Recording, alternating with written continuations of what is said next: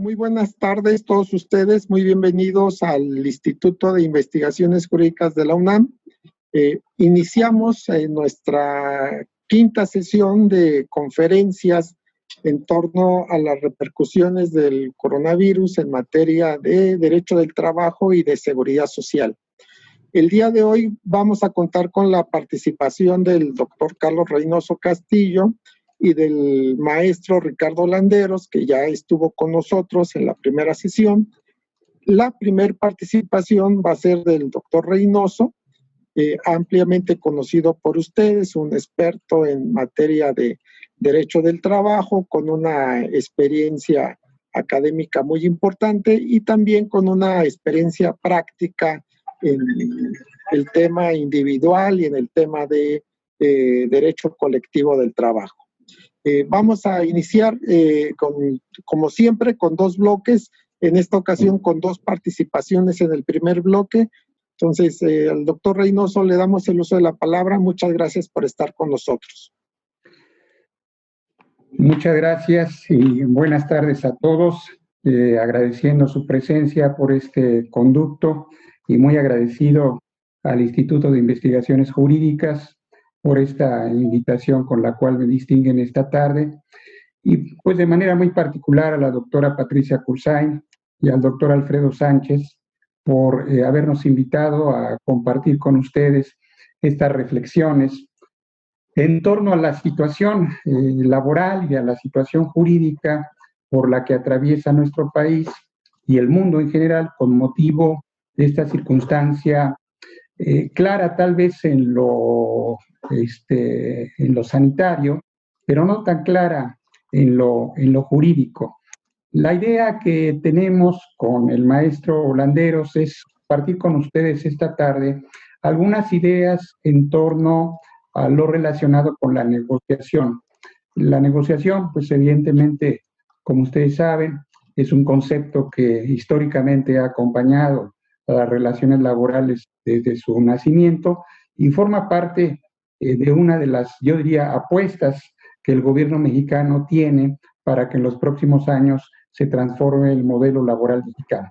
Así es que con el apoyo del maestro Landeros haremos una presentación en la que habremos de comentarles cuáles son las características que ha estado presentando en este contexto de la pandemia la negociación en materia laboral desde el punto de vista individual, pero también echarle un vistazo a la manera como se ha venido desarrollando la negociación en el ámbito colectivo. Así es que en el centro de nuestras reflexiones pues está precisamente la negociación. Haremos, como ya lo anunciaba el doctor Sánchez Castañeda, una presentación, en mi caso de unos 20-25 minutos. Compartiremos nuestras reflexiones sobre lo que creemos nosotros hay en perspectiva en materia de negociación y en términos generales en materia de eventuales cambios al modelo jurídico laboral mexicano. De acuerdo, entonces le damos la palabra al maestro Landeros, como teníamos previsto, y después retomo yo la palabra. Sí, ¿cómo están? Pues yo desde luego agradecerles la invitación para estar en el seminario. Quiero sin duda reconocer el gran esfuerzo que está haciendo el Instituto de Investigaciones Jurídicas, el esfuerzo que estás haciendo tú, Alfredo, y todo el equipo por actualizar de alguna manera los temas en la cuestión laboral en este momento de la pandemia.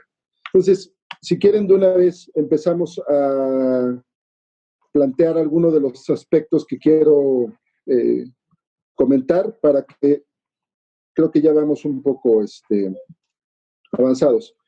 Como en efecto estaba comentando ahorita, uno de los aspectos más importantes que quisiéramos nosotros retomar para poder entrarle al proceso de entender las negociaciones y las individuales y las negociaciones colectivas, creo que es entender en principio cuál es en todo caso el momento en el que nos encontramos y por qué llegamos aquí, por qué estamos en este proceso y cómo es que nos estamos, pues, de alguna manera incorporando en este esquema que sin duda nos va a modificar en gran medida los aspectos de cómo es que van a ser las relaciones laborales a donde sigue. Y creo que para esto vale la pena retomar un pequeño antecedente de la cuestión laboral,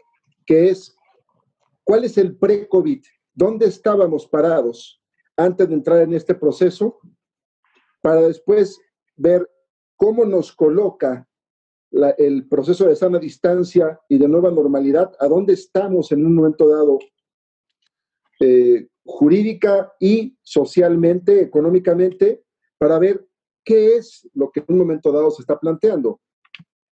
¿Cuál es el antecedente pre-COVID? ¿A dónde nos encontrábamos antes de que empezara el proceso de pandemia en México? Nos encontrábamos en el esquema de la reforma laboral de 2019, del 1 de mayo. Se habían hecho una serie de modificaciones importantes a algunos aspectos en materia de la relación laboral, las relaciones colectivas, obviamente la cuestión de legitimación de los contratos colectivos, el voto libre, personal y secreto, la legitimación de los actos y del Centro Federal de Conciliación y Registro Laboral. También estábamos en el proceso, la estructuración de los tribunales, de algunos elementos que en un momento dado van a ser importantes para ya la cuestión post-COVID, como puede ser la modificación a la reversión de la carga de la prueba, a la validación de los convenios, la reforma del artículo 33. Y yo creo que uno de los elementos también importantes que estaban siendo materia de este proceso eran sin duda la subcontratación. Los cambios que hubo en subcontratación en los aspectos de la miscelánea fiscal, la retención del 6% del IVA que se había impuesto en diciembre a las empresas que hacen subcontratación. Entonces, este es el escenario post-COVID. Aquí es donde nos encontrábamos en México, donde, tenemos además una estructura productiva donde el INEGI nos plantea que hay había 4.1 millones de pymes, de pequeñas y medianas empresas, que significan el 99.8% de las unidades económicas, dan 78% de los empleos generales en México. Entonces, cuando nosotros entramos en el proceso de sana distancia en la etapa COVID, fíjense cómo se da un quiebre inmediato en el proceso de producción de una forma realmente dramática, porque primero en marzo teníamos 1.007.751 empresas registradas en el Seguro Social. En abril, de inmediato, nosotros cuando entramos en el proceso de COVID, se dieron de baja 6.689 empresas.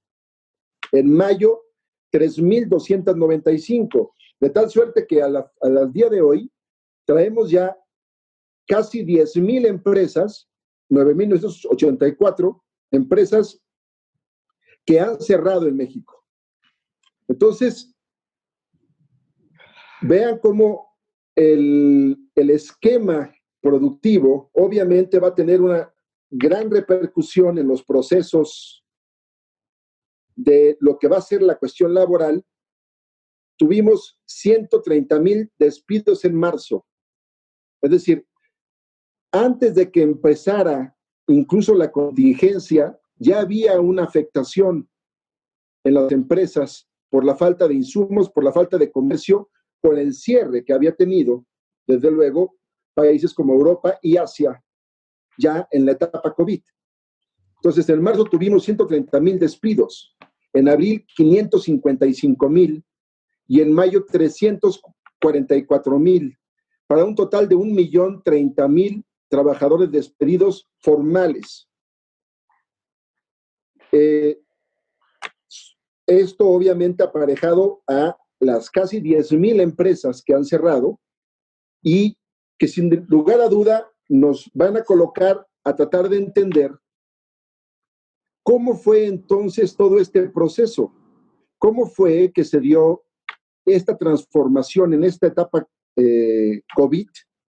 Ya después hablaremos del proceso post-COVID, a donde pues tratamos de entender en la materia individual cómo es en un momento dado que actuaron las empresas y qué sucedió con las relaciones laborales. A ver, vamos a ver primero el cuadrante, el del lado izquierdo arriba. Las relaciones laborales vigentes. Hubo empresas que no despidieron a sus trabajadores y que ante el cierre de su fuente de trabajo, ante la pérdida de mercado, buscaron esquemas para poder seguir trabajando. Por ejemplo, bueno, lo primero que tuvieron que hacer fue mandar a las personas vulnerables a su casa, hacer home office. Por ejemplo, algunas empresas, yo asesoro a algunos sindicatos independientes, en algunas lo que se hizo fue hacer convenios por vacaciones adelantadas. O sea, estuvimos buscando esquemas para que a la gente no le redujeran el salario. Y entonces se dijo, bueno, la gente tiene un cúmulo de vacaciones, por ejemplo, pues vamos a acumular las que tienen. A lo mejor la mayoría todavía no le corresponden disfrutarlas, pero se las vamos a tomar a vacaciones. Los primeros 15 días de abril que sean a cuenta de vacaciones, por ejemplo. O todo el mes, si había gente que tenía. De esa manera, el trabajador percibió el 100% de su salario. Pero obviamente no va a tomar vacaciones, ¿no? En el siguiente año. Se buscaron modelos de cómo mantener la relación vigente respetando los salarios. Esa fue una de las acciones que hicieron las empresas. Otro modelo fue el mantener las relaciones vigentes, pero reduciendo salario y prestaciones. O incluso, no sé si ustedes recuerdan, el caso de una cadena de restaurantes o de empresa que maneja muchas cadenas de restaurantes, que hizo a sus trabajadores firmar unos permisos por un mes sin goce de sueldo. O sea, la relación no terminó, no dieron por terminada el vínculo, sin embargo, pues los mandaron así, les hicieron firmar un convenio de reducción de salario y prestaciones o te vas sin permiso de goce de sueldo, o sea, como si el trabajador pidiera un mes y el patrón le diera permiso de faltar un mes sin goce de sueldo. Esos trabajadores, obviamente, tenían la relación vigente. Cabe señalar que todas estas acciones que se dieron también sucedieron por una razón. Recordemos, ya lo han platicado los distintos ponentes en este foro, que México entró por decisión de las autoridades en una emergencia sanitaria y no en contingencia sanitaria. Es decir, no operó la suspensión de la relación laboral y por lo tanto no operó tampoco el pago de la indemnización que establecía la ley. A la distancia ya no sabemos qué fue mejor. En ese momento el argumento era precisamente para que las empresas se acogieran a este primer ejercicio que pusimos aquí del lado izquierdo arriba, que mantuvieran su relación laboral vigente y completa, que siguieran pagando salarios. Sin embargo, nos vamos a dar cuenta que lo que sucedió fue pues una anarquía de acciones, porque obviamente también, por ejemplo, hubo quien terminó la relación laboral. Quiero plantear, por ejemplo, el caso de los hoteleros, donde, por ejemplo, hay un fenómeno muy singular, lo conozco muy bien en Quintana Roo, donde a la gente la tienen con contratos de 28 días y tienen así 10 años trabajando. La gente está acostumbrada a cobrar su finiquito cada mes. Esa pequeña cantidad que le corresponde de vacaciones y de aguinaldo porque acaba el contrato, bueno, pues esa cantidad la reciben Y obviamente cuando se dio este proceso, a todo el mundo le acabaron los contratos y se dieron por terminada la relación de por lo menos el 90% de las relaciones en la zona de hoteles, por ejemplo. Infinidad de despidos, ya lo planteamos al principio, 1.030.000 formales. Se habla de 15 millones sumando a los que están en la informalidad. Recordemos que somos 54 millones de trabajadores que estamos en la población económicamente activa que trabajamos. Es decir, hablar de 15 millones es casi la quinta parte de la fuerza laboral que se quedó sin trabajo. Se quedó sin trabajo de manera inmediata. Entonces, otro ejemplo que también vimos en este momento fue realmente, hubo muy pocos intentos de empresas que intentaron la suspensión laboral, porque al no haber contingencia tendrían que haber iniciado un procedimiento colectivo que difícilmente procedía, no había juntas de conciliación. Hubo por ahí quien intentó algunas cosas. Sin embargo, esto fue, de alguna manera, el escenario que tuvimos en las relaciones laborales cuando entramos en el aspecto COVID. ¿Cómo fue en un momento dado el proceso a futuro? ¿Qué va a pasar? ¿Qué va a pasar en el post-COVID? Ya vimos el pre, ya vimos el momento.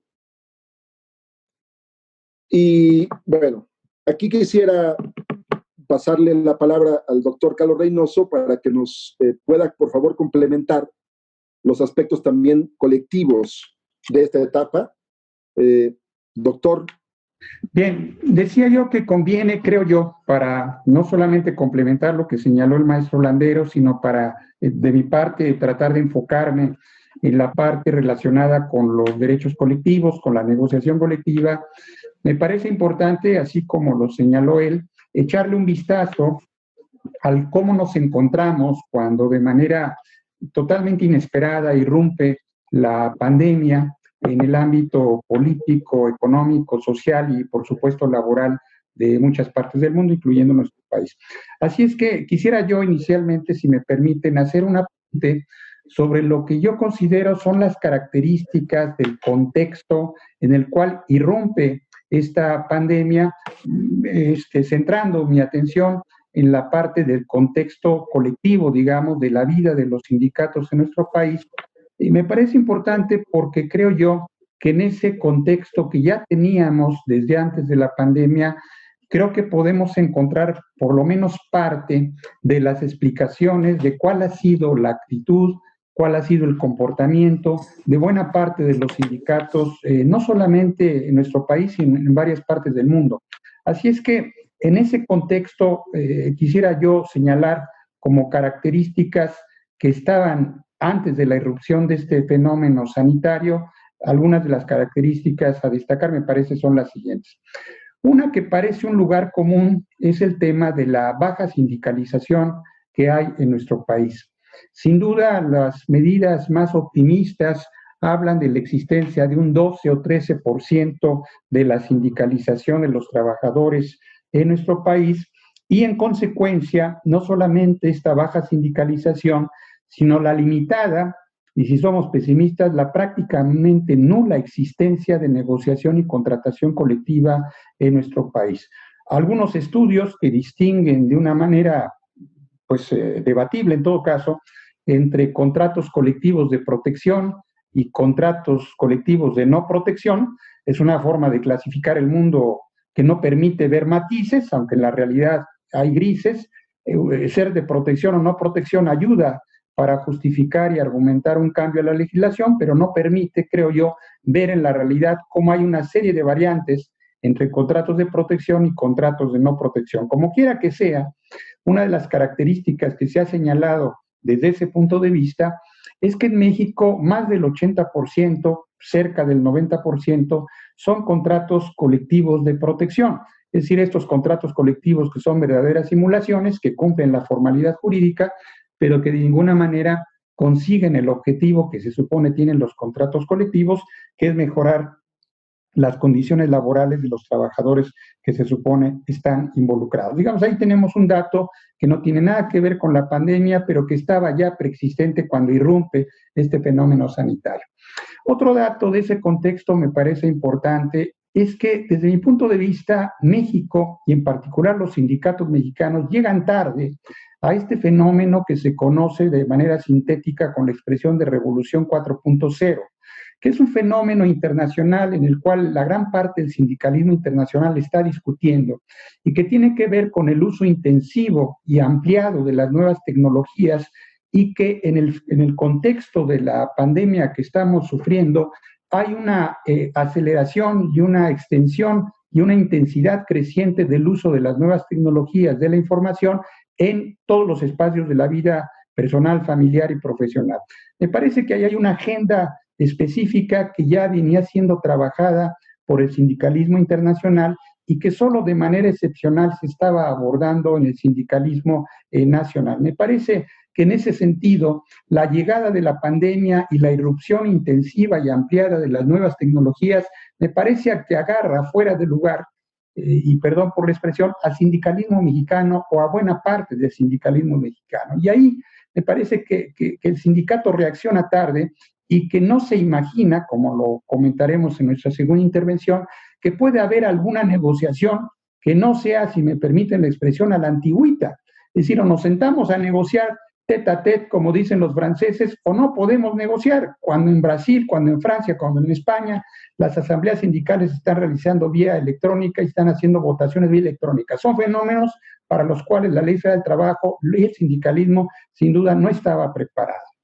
Como parte de ese contexto, ya refiriéndome a aspectos más estrictamente jurídicos, la pandemia nos agarró, como bien lo decía el maestro Landeros, con un contexto legal de cambio y de transformación. Es decir, nos agarró tal vez a medio camino entre el intento de desaparición de un modelo jurídico que todavía no se va, y yo dudo que se vaya a ir, digo entre paréntesis, las juntas de conciliación y arbitraje, no solamente estaban saturadas, y lo cual ahí prolongaba su vida agónica que le planteó la reforma del 2017 y 2019, sino que ahora que abran las puertas las juntas de conciliación y arbitraje, los estudios muestran que eso va a estar desbordado de litigios y que la vida de las juntas de conciliación y arbitraje tal vez tengamos juntas para rato. Entonces, el modelo que estábamos transformando no acaba de irse, pero tampoco el modelo que se supone vamos a diseñar no acaba de nacer. Entonces, la pandemia se coloca en la tormenta perfecta, es decir, donde hay un modelo que no se ha ido, pero un modelo que no ha llegado. Y en ese sentido, la confusión que tendríamos, entre otras personas, los sindicatos, es cuál es la estrategia que tendríamos que abordar en un contexto jurídico e institucional que no solamente es errático, sino indefinido. En el año 2011 hubo, como ustedes saben, una reforma importantísima en materia de derechos humanos que trasciende al mundo estrictamente internacional y constitucional y que está de alguna manera teniendo repercusiones en el mundo laboral. Y lo traigo a colación porque en ese catálogo de derechos humanos laborales, sin duda, aparece de manera muy destacada el derecho humano a la negociación colectiva, que es un derecho humano que se viene ratificando en nuevas legislaciones en los últimos tiempos y que al haber sido reconocido implícitamente en la reforma constitucional de 2011, se retoma también en la reforma constitucional al artículo 123 en 2017 y se ratifica en la reforma laboral a la Ley Federal del Trabajo del año pasado. Sin embargo, a este elemento jurídico novedoso que da pie al intento de un nuevo modelo laboral mexicano, creo yo que habría que agregar dos normas internacionales que forman parte, creo yo, de ese contexto jurídico internacional en el cual estamos inmersos en las últimas semanas. Uno es sin duda el convenio 98 de la OIT, la ratificación que hizo México de este convenio que ya está en vigor desde fines del año pasado. Lo traigo a colación porque este convenio, a pesar que ya tenía en vigor más de 60 años a nivel internacional y que México recién lo ha ratificado y incorporado a su derecho positivo interno, señala básicamente dos cosas.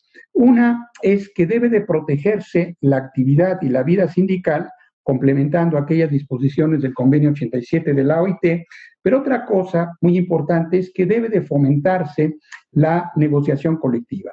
Y ahí me detengo un momento, porque en México, desde mi punto de vista, tenemos un problema estructural que venimos arrastrando desde mediados del siglo pasado, que es el no tener claridad que significa, por un lado, lo que es la negociación colectiva de lo que es la contratación colectiva.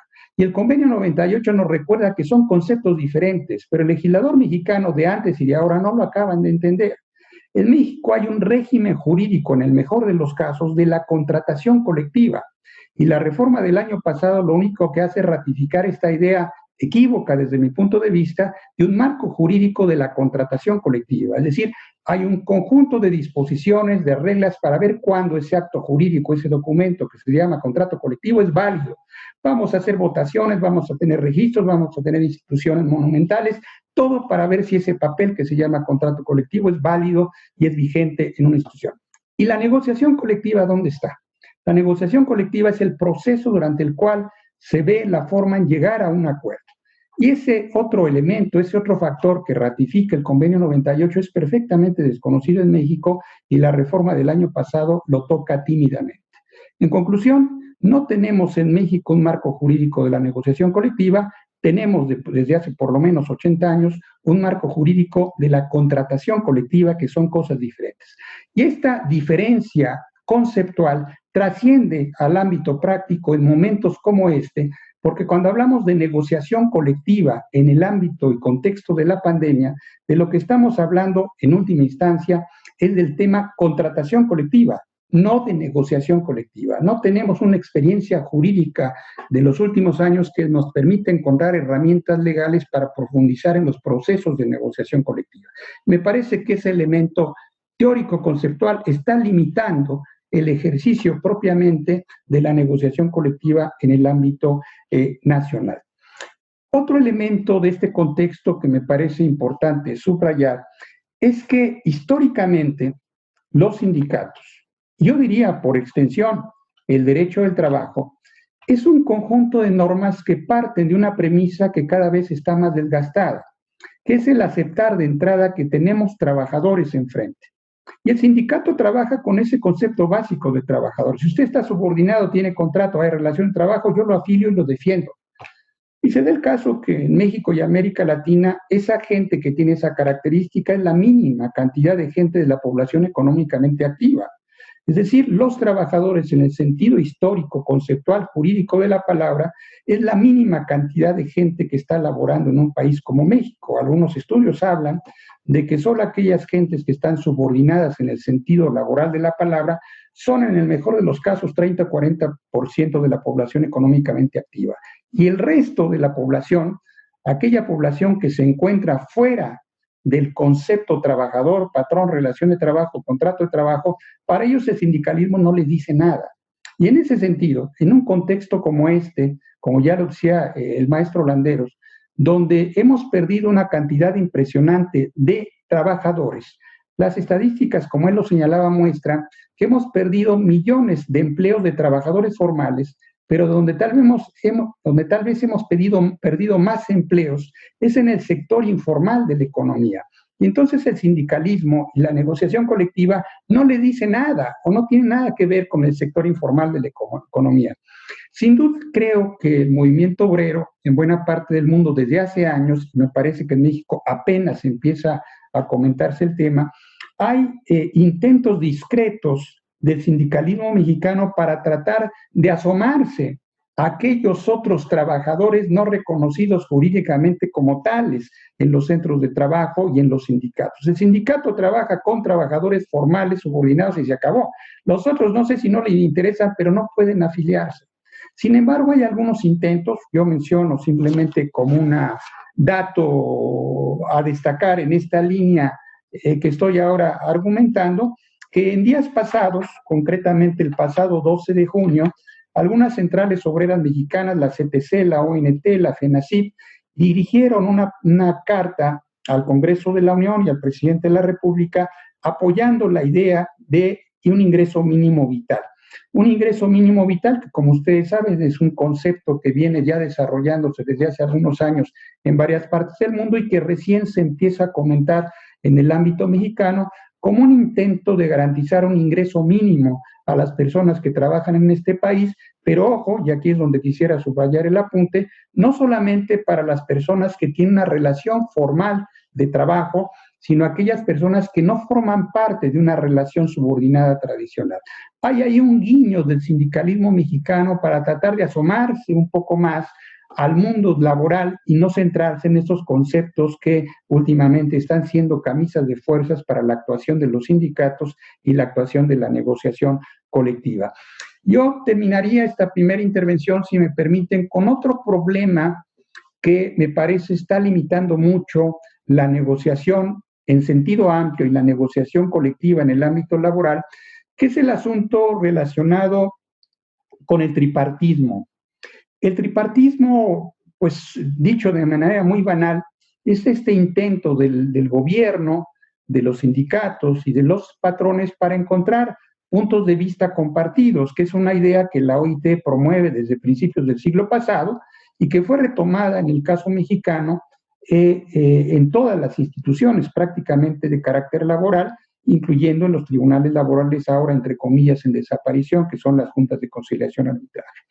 Sin embargo, este tripartismo como elemento fundamental del modelo laboral mexicano, hoy en día ha sido señalado como un espacio de corrupción, como un espacio de corporativismo y como un elemento a erradicar de la faz laboral de nuestro país. Digamos que el tripartismo está en crisis, por lo menos en el discurso, aunque no en la realidad, porque el tripartismo sigue vigente en la Comisión de Salarios Mínimos, en el Tribunal Federal de Conciliación y Arbitraje, hay tripartismo por todas partes, menos en el discurso oficial. Conclusión, el tripartismo está en crisis, está en vías de desaparición, sin embargo, en buena parte de las reacciones que ha habido en el sindicalismo internacional, e incluso la OIT lo promueve, que una de las opciones laborales más convenientes para salir de la crisis laboral en el contexto de la pandemia debe de ser el apoyarse en el diálogo social. Y para la OIT, yo regresaré sobre este punto más adelante, diálogo social significa básicamente dos cosas, tripartismo y contratación colectiva. Y en México ambas cosas están en crisis. El tripartismo que tenemos es un tripartismo que ha sido señalado como un mecanismo no conveniente para negociar nada y una contratación colectiva que ha sido señalada también como un elemento de acercamiento entre las partes, que es una contratación colectiva simulada. En ese sentido, los mecanismos que están siendo explorados por buena parte del sindicalismo a nivel internacional ha sido por la vía del tripartismo y en este momento, en el caso mexicano, ante este señalamiento de un tripartismo en decadencia o en desaparición, esto nos está dificultando buscar salidas negociadas en diálogo social porque los actores que se supone estarían llamados a participar en esquemas tripartitos son esquemas no legalmente o no públicamente legitimados para hacerlo. Me parece que ahí tenemos un concepto que está limitando el diálogo entre las partes, el diálogo social y la posibilidad de encuentros entre los factores de la producción, como le llama históricamente el legislador mexicano, pero que son entuertos jurídicos que tendremos que desbloquear muy rápidamente porque no podemos quedarnos con la idea de que no se puede hacer nada, sino que tenemos que buscar las vías adecuadas para encontrar acuerdos, como ya lo decía el maestro Landeros, no solamente en el espacio físico de la empresa, en donde a pesar de que no haya habido, lamentablemente, de repente una promoción, como se ha hecho en otros países de búsqueda de acuerdos, en los hechos se están logrando algunos, no tenemos cuantificados cuántos, algunos acuerdos de la coyuntura con ciertas características, pero me parece, y señalo simplemente como una expectativa siempre sujeta a comprobación, de que en un futuro cercano tendremos la necesidad de que los tres factores de la producción, Estado por medio del gobierno, empresarios y trabajadores por medio de sus sindicatos, se necesita buscar un mecanismo de coordinación que busque los mecanismos y salidas adecuadas para transitar con el menor daño posible en un contexto como el que estamos viviendo. No lo digo yo, No es una idea sacada de la manga, simplemente la experiencia internacional en las últimas semanas muestra que el tripartismo sigue siendo un elemento a partir del cual podemos encontrar algunas alternativas en las diferentes acciones que tienen que realizarse en el corto plazo. Yo asumo que ese tripartismo criticado en los últimos años, en efecto, no necesariamente representaba a toda la diversidad laboral y de sindicatos de nuestro país, pero el tripartismo al que hace alusión la OIT y sobre el cual regresaré yo un poco más adelante, es un tripartismo que no necesariamente tiene que ser visto con puntos de vista políticos, sino tiene que ser un tripartismo que sea democrático, auténtico, representativo, y es a partir de ahí un tripartismo de las bases en donde se puede transitar hacia acuerdos más adecuados en un contexto como el que estamos viviendo. Yo, si me permiten, quisiera dejarlo ahí como ideas generales de ese contexto en el cual irrumpe la pandemia, para en una segunda intervención, en todo caso, ver aterrizajes concretos de esta problemática por la cual atraviesa la negociación colectiva en un contexto tan adverso como el que estamos viviendo en este momento en nuestro país. Bien, a continuación vamos a hacer las preguntas, no sin antes dar la palabra a la doctora Patricia Cursain, que nos va a dirigir un mensaje. Bueno, muchas gracias. Te agradezco lo del mensaje. En realidad, bueno, todo lo que nos han expuesto tanto Ricardo como Carlos, pues hemos visto que son las realidades que estamos viviendo y que lo que nos importa ahora es mirar hacia el futuro. Un futuro próximo, pero un futuro también no muy próximo. Si tenemos que ver cómo va a comer la gente, eso es importante, eso no se pueden esperar. Necesitamos verlo y promover. El otro tema es que si no tenemos una política nacional en varios sectores, es decir, política económica, política de salud y política laboral, en un plan de gobierno, en un plan nacional de gobierno que funcionara y que estuviera adecuado y que estuviera coordinado, en un plan integral, no le veo realmente una salida a este problema, porque lo que vamos a hacer es comernos entre todos. Y recuerden ustedes el ensayo de la ceguera de Saramago, cuando todo el mundo sale desquiciado, verdaderamente cuando empiezan a recuperar la vista, y yo aquí digo, bueno, es cuando empecemos a recuperar esa salida a la calle, nos vamos a desbordar todos y por toda la República. Entonces, lo que dice Carlos me parece extraordinario, lo del diálogo social. Entonces, empiezo por decir, qué bueno que ratificamos el 90, porque si bien es cierto que nosotros teníamos ya un antecedente importante de contratación colectiva, no es un derecho que tuviéramos garantizado en la Constitución y no era un derecho de negociación colectiva, que es un concepto mucho más amplio que el de la contratación, y en donde entra prácticamente el diálogo social. Tercero, no tenemos diálogo social porque hay un pleito, hay una dificultad entre el Poder Ejecutivo y el sector patronal. Y hoy más que nunca tenemos que pensar en que tenemos que equilibrar los intereses patronales con los intereses laborales, o viceversa, los intereses laborales con los intereses patronales. Pero el gobierno está cerrado. El gobierno no quiere escuchar y el gobierno lo que está haciendo es dejar que haya instancias diferentes que legislen, por ejemplo, que la Secretaría de Salud determine si hay relación laboral, si no hay, si se pagan salarios, si no se pagan. Y la política laboral como que no la veo que está muy bien encauzada. Entonces, mientras sigamos teniendo una serie de circunstancias que nos ponen un panorama muy oscuro sobre cuál es el futuro para poder rescatar las inversiones, rescatar a los empresarios de cualquier nivel, principalmente las pymes, para que podamos tener y generar fuentes de empleo. Muy importante. Pero la Secretaría de Economía tampoco ha dicho qué se hace. En cambio, vemos que el país se está endeudando en una serie de proyectos en los que nadie está de acuerdo y esos grandes créditos que estamos teniendo nos va a dejar endeudados cuando la inversión ya se está yendo del país. Ya se fue una gran parte de inversión, los inversionistas no le tienen confianza a México, A eso agrégale todos los problemas de violencia que estamos teniendo y los que vamos a tener. Entonces, creo que este diálogo social hay que buscarlo también, sí con el sector patronal, desde luego, pero que ese diálogo social no solamente sea tripartita, es decir, hay que hacerlo más amplio todavía, un diálogo social ampliado. ¿Qué quiere decir? Que tenemos una sociedad civil a la que tenemos relegada. Es decir, es como que, cuidado, ahí viene el diablo, quítense. Y no, esa sociedad civil tiene muchas formas de organización. Si bien es cierto que hay mucha organización transnacional y que tenemos que cuidar que no intervengan en nuestra política, bueno, pensemos, por ejemplo, el ambulantaje.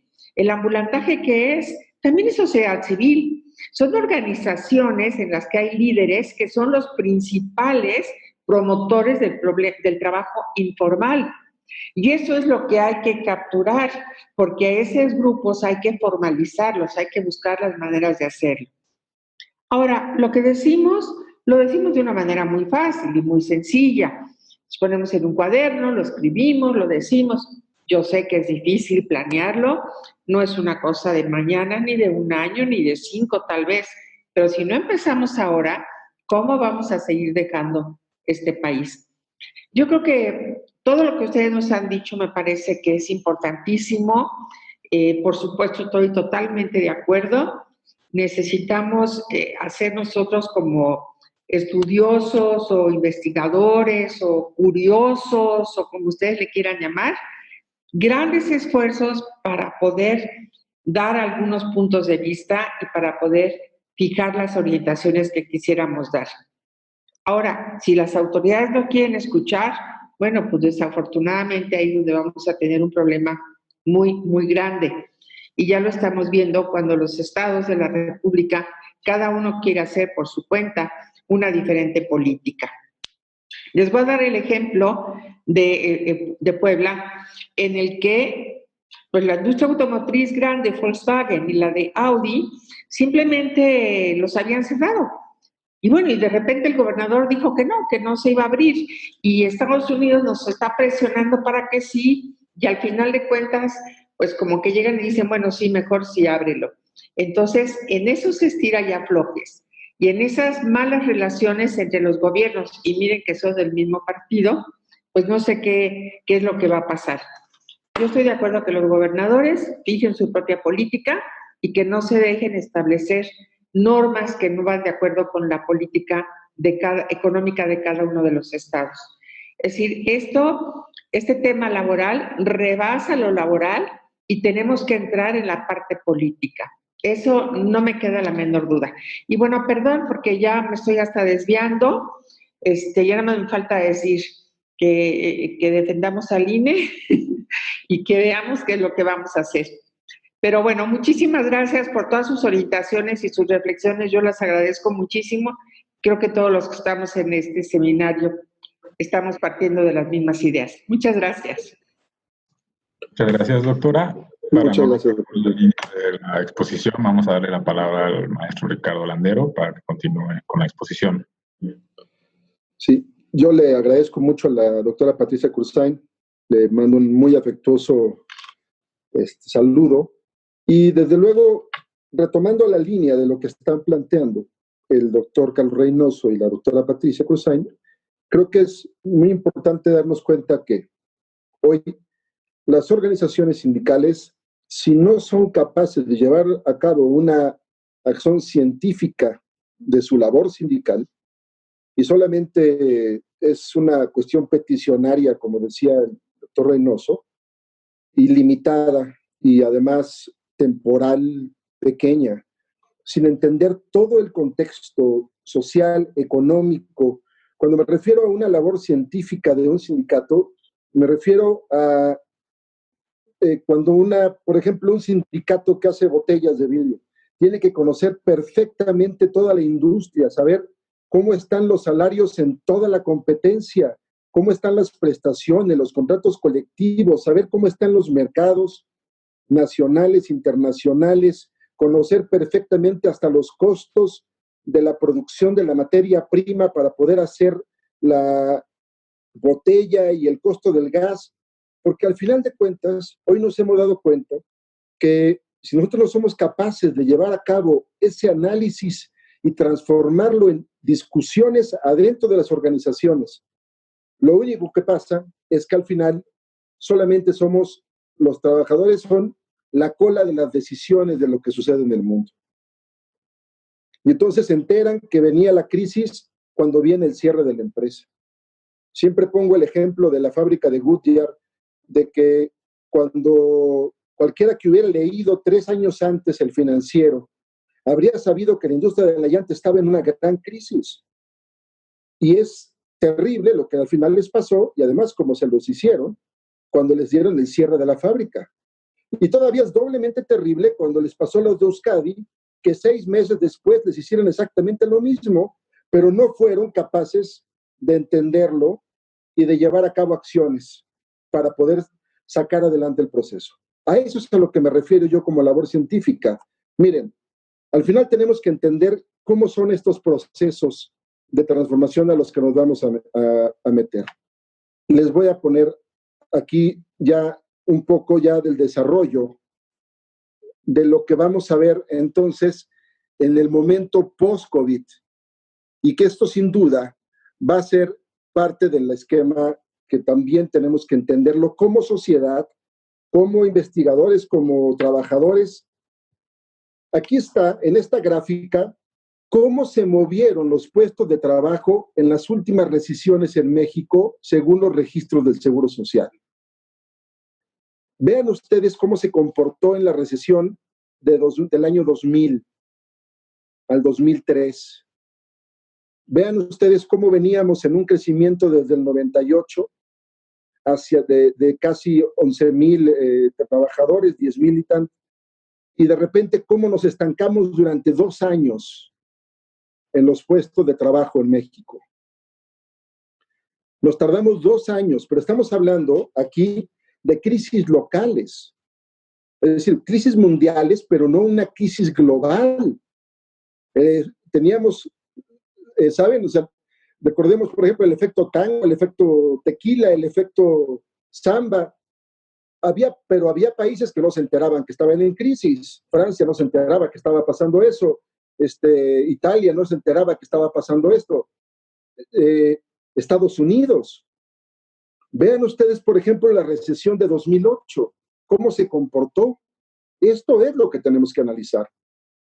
En 2008 tuvimos una caída dramática del empleo y llevábamos el respunte, y hoy ya perdimos en 2 meses 1 millón de trabajadores. ¿Qué va a pasar con lo que sigue? Un fenómeno que no quiero dejar de comentar, para que vean también ustedes algo que va a pasar seguramente también.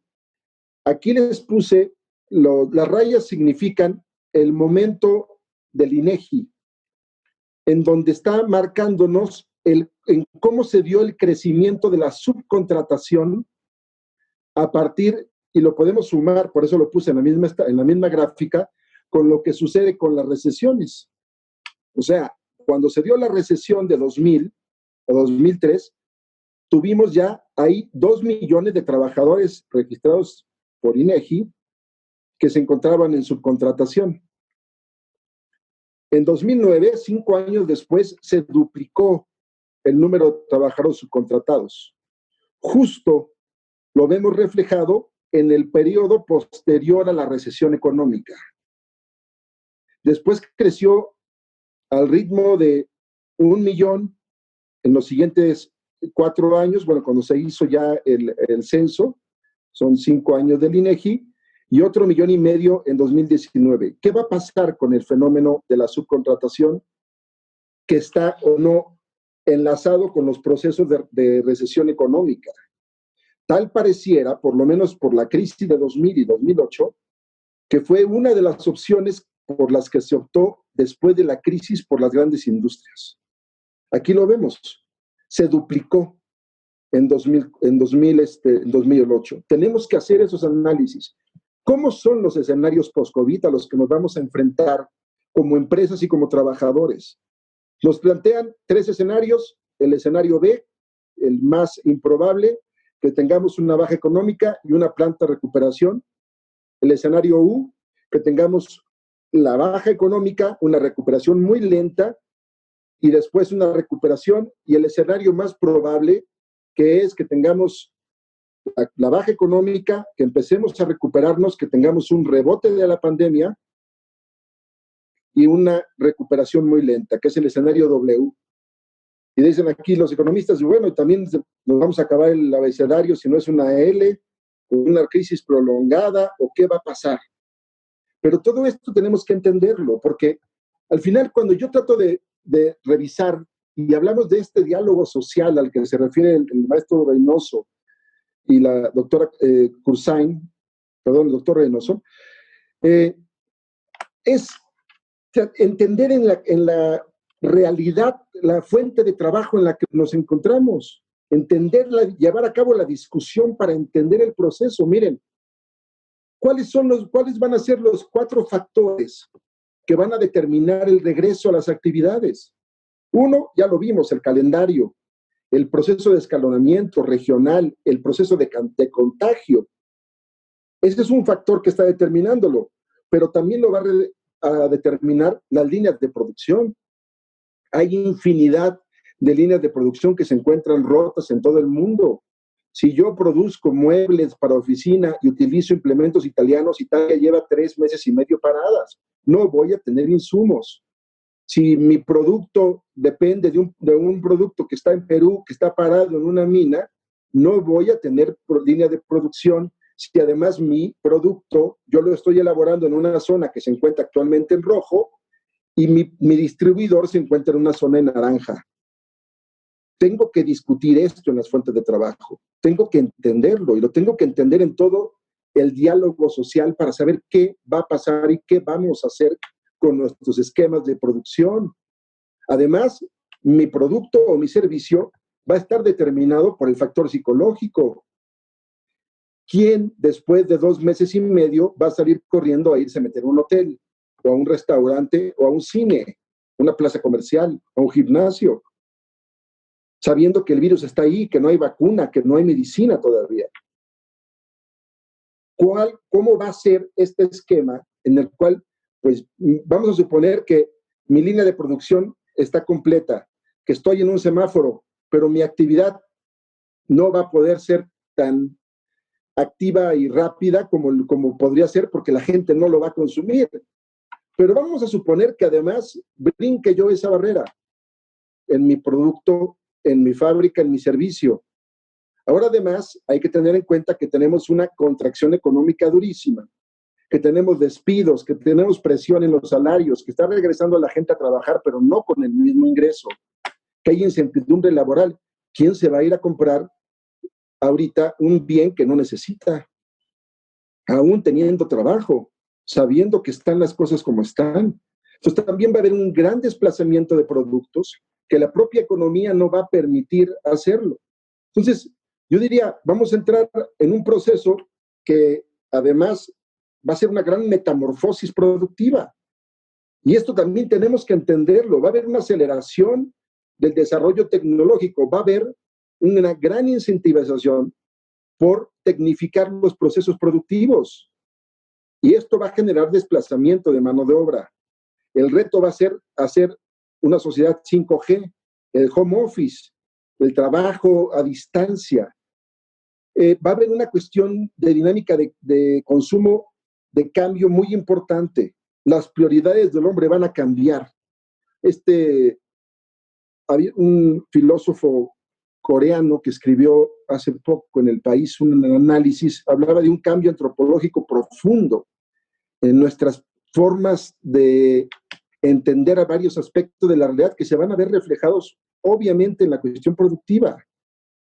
Uno de los cambios que también se plantean van a suceder va a ser la transformación de lo global hacia lo local. ¿En qué sentido? Y aquí podría haber, por ejemplo, para México una oportunidad tal vez importante. Hoy Estados Unidos se da cuenta que tiene una gran debilidad productiva, lo que acabamos de hablar de las cadenas productivas, precisamente en el esquema en el que gran parte de su producción y de sus insumos se encuentran regados por todo el mundo. Una de las hipótesis que podrán suceder es que el TEMEC se vuelva realmente un bloque económico muy importante y que México venga a recibir una gran cantidad de empresas que están regadas en Oriente, que están regadas en varios lados, porque pues, va a ser estratégicamente para Estados Unidos mucho más importante tenerlo cerca. Es una hipótesis, es uno de los elementos que tendremos que valorar y que tendremos que discutir en este diálogo social. Y por último, yo quisiera nada más, por último de este bloque, decir, bueno, ¿cómo van a ser los escenarios con todo este análisis que acabamos de plantear? ¿Qué va a suceder? Yo creo que van a pasar varias cosas. Va a haber, ante tanto despido, y va a haber, ante tanta necesidad de salario, yo creo que va a haber una gran presión en el salario y las prestaciones. Yo creo que va a haber una gran presión y se van a ofrecer salarios muy bajos. Yo creo que va a haber una gran presión sobre los contratos colectivos de trabajo, los pocos que quedan en México que no son casi de ley. Porque yo creo que no va a haber un momento más difícil que puedan plantear las empresas para decir, solicitamos la reducción de contratos colectivos de trabajo. Pienso en la cuestión automotriz, aviación, vamos, en varios sectores en donde me parece que va a haber una gran presión en los contratos colectivos de trabajo. E incluso, yo creo que las revisiones contractuales en los siguientes años van a ser multianuales.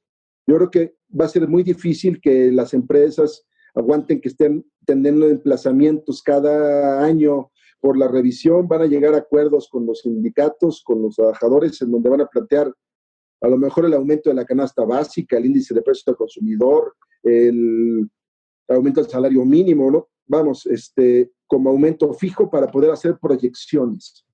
Eso es lo que yo veo. Va a haber una adaptación al sistema de producción y el número de personal se va a ver muy oprimido en un momento dado. Va a ser muy difícil para las empresas y para los trabajadores poder en un esquema, poder continuar con lo que teníamos. Entonces, creo que cuando estamos nosotros hablando de cómo va a ser el próximo esquema de lo laboral y de lo colectivo, sí es muy importante que hagamos un gran análisis económico.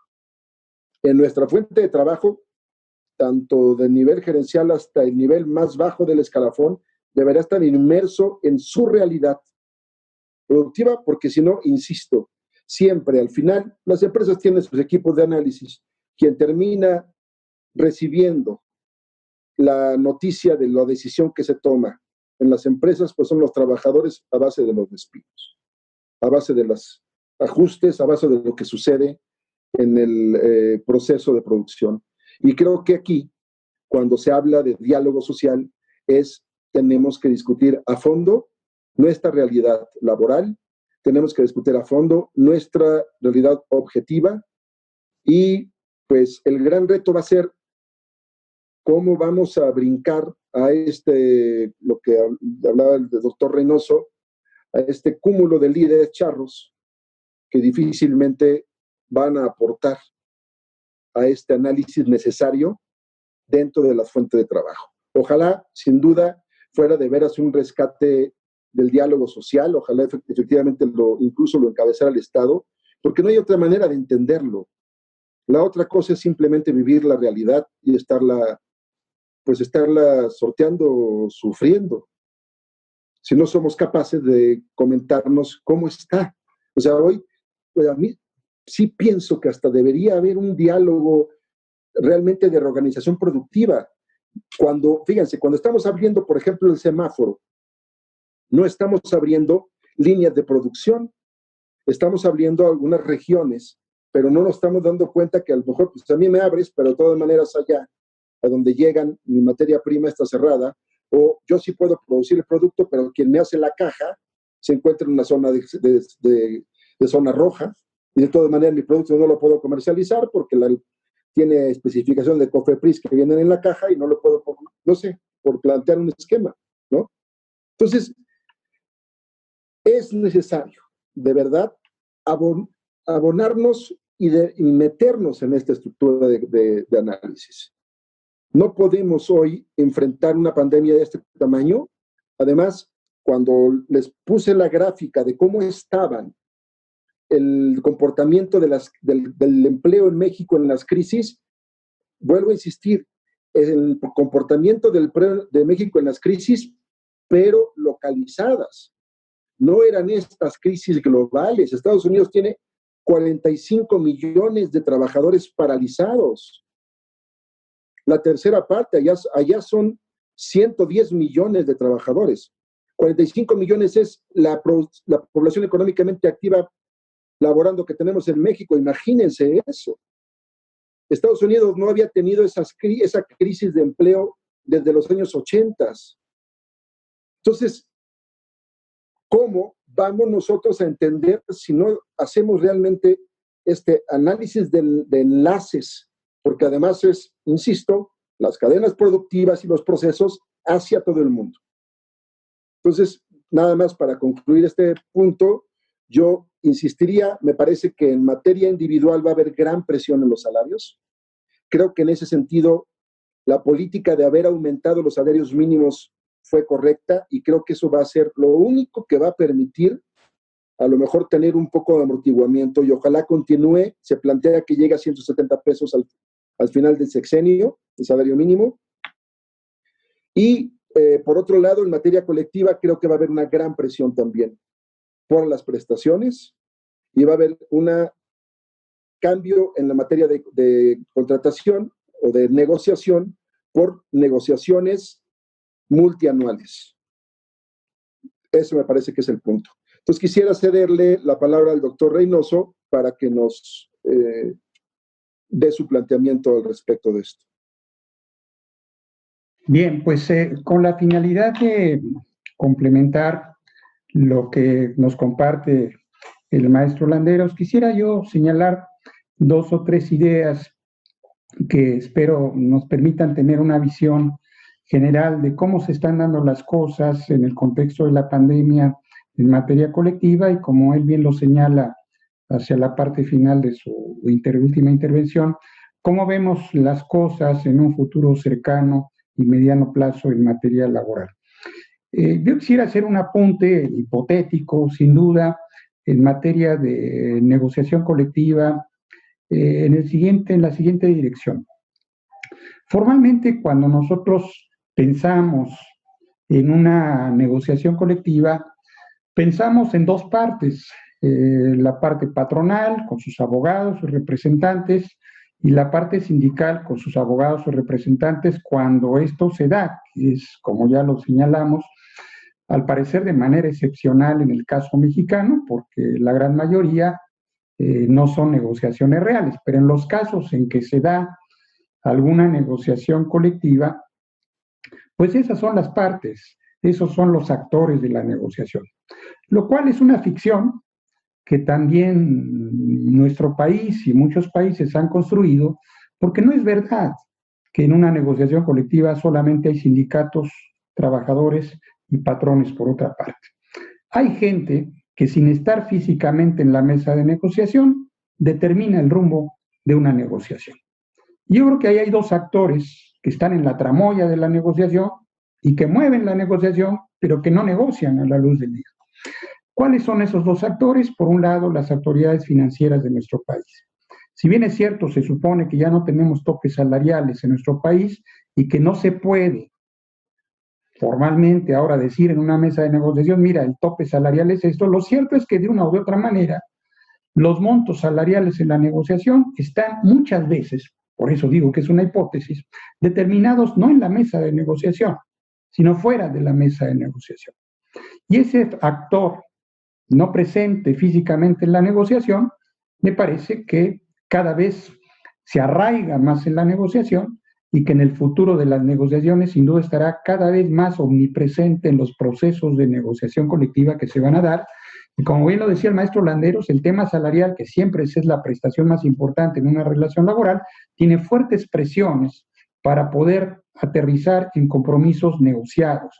Y yo creo que ahí este actor invisible pero omnipresente en las negociaciones tendrá una presencia cada vez más determinante en las negociaciones colectivas de los próximos meses y los próximos años en nuestro país. Y el otro actor de la negociación, y este lo digo más hipotéticamente, me parece que son los actores internacionales. La semana que entra en vigor el TEMEC, y el TEMEC es un documento internacional ya incorporado a nuestro derecho positivo, en donde nuestro país se ha comprometido a respetar una serie de planteamientos y reglas en materia laboral que incluyen al derecho sindical, al derecho colectivo y de manera destacada a la negociación colectiva. En conclusión, en la próxima semana, a partir del 1 de julio, podemos tener en la mesa de negociaciones a Estados Unidos. Tal vez estoy exagerando y espero sinceramente equivocarme, pero si en la negociación de la Comisión Federal de Electricidad, que dicho sea de paso, la pospusieron en estas semanas porque prorrogaron el emplazamiento a huelga, se instala una mesa de negociación y algún observador acreditado por el TLC considera que ese proceso de negociación es errático, es viciado, es fraudulento, tiene la posibilidad de denunciar esto hasta las instancias competentes creadas por el TEMEC y el rumbo de esa negociación muy probablemente estará, si no determinado, sí influenciado por los mecanismos de solución de controversias pactados a nivel trinacional con nuestro país, Estados Unidos y Canadá.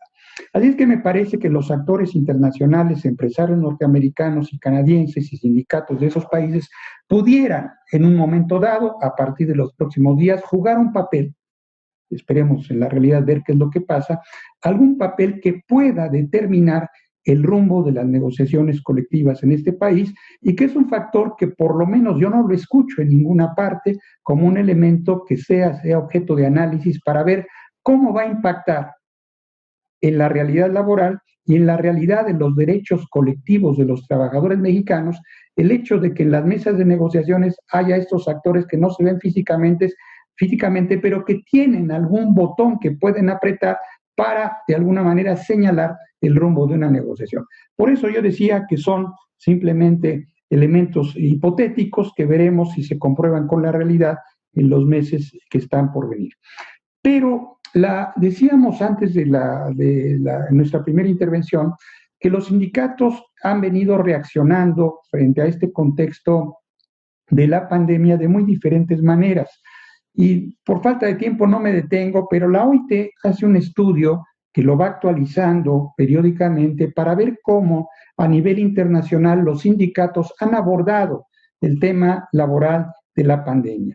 Y lo que podemos advertir en un amplio sector del sindicalismo italiano, en un amplio sector del sindicalismo francés, que las acciones y reacciones del sindicalismo han sido por la vía, otra vez, del tripartismo, con el apoyo de los gobiernos en turnos, proponiendo la firma de acuerdos tripartitas que establezcan algunos mecanismos de apoyo a los trabajadores, apoyos puntuales en condiciones adecuadas de seguridad para el regreso, apoyos incluso económicos para los más vulnerables, con una agenda más diversa propia de la coyuntura, derecho a la desconexión, compatibilidad del trabajo y la familia, teletrabajo, en fin, hay una agenda que se venía trabajando y que el sindicalismo internacional en buena medida lo ha retomado en este contexto a nivel internacional.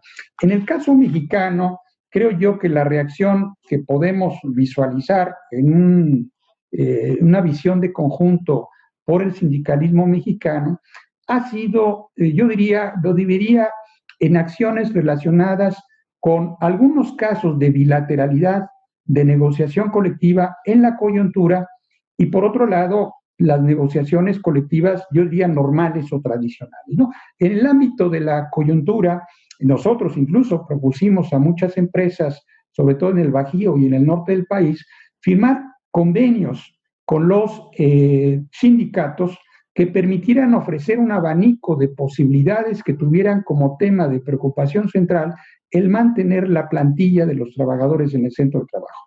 Esta argumentación que pasaba por la idea de, como decía el maestro Landeros, vacaciones adelantadas, adelanto de pago de cajas de ahorro, suspensiones temporales, vacaciones anticipadas, teletrabajo, o sea, todo eso lo vaciamos en convenios y algunas empresas nos compraron la idea.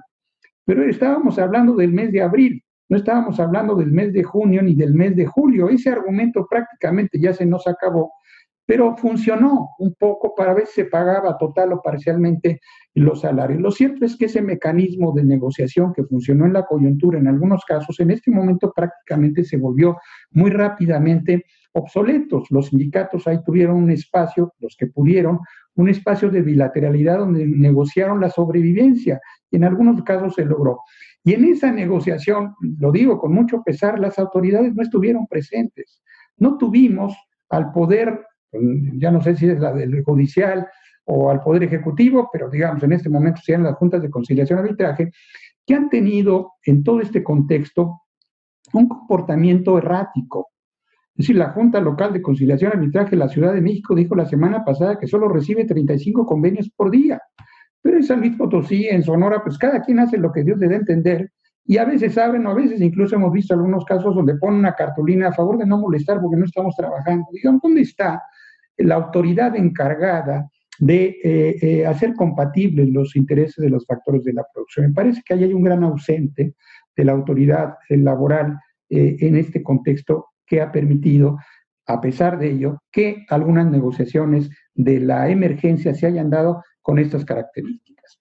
Pero por otro lado, teníamos ya un ritmo normal de negociaciones de sindicatos que en el periodo que va de marzo en adelante tenían revisiones contractuales. Yo mencionaba el caso de la Comisión Federal de Electricidad, pero así como ese, hay cualquier cantidad de empresas que les tocaba revisar su contrato colectivo porque ya tocaba anual o bianualmente celebrar esas revisiones. ¿Qué es lo que ha hecho la gran mayoría de esos trámites de emplazamiento, algunas revisiones con emplazamientos a huelga? Pues simplemente les han abierto la puerta de la Junta para comparecer y decir, pues prorrogamos y cambiamos la fecha. Digamos que buena parte de esas negociaciones siguen en la ilusión de que algún día de estos regresamos a la normalidad y nos vemos en la Junta Federal o local y nos vamos a pelear. O sea, viven en una ficción y nadie les ha dicho que esto va para largo y que de alguna manera habrá que buscar mecanismos de negociación, tanto de coyuntura como mecanismos de negociación normales, de negociaciones normales, en donde hay que experimentar y hay que tratar de buscar otras formas diferentes de hacer las cosas.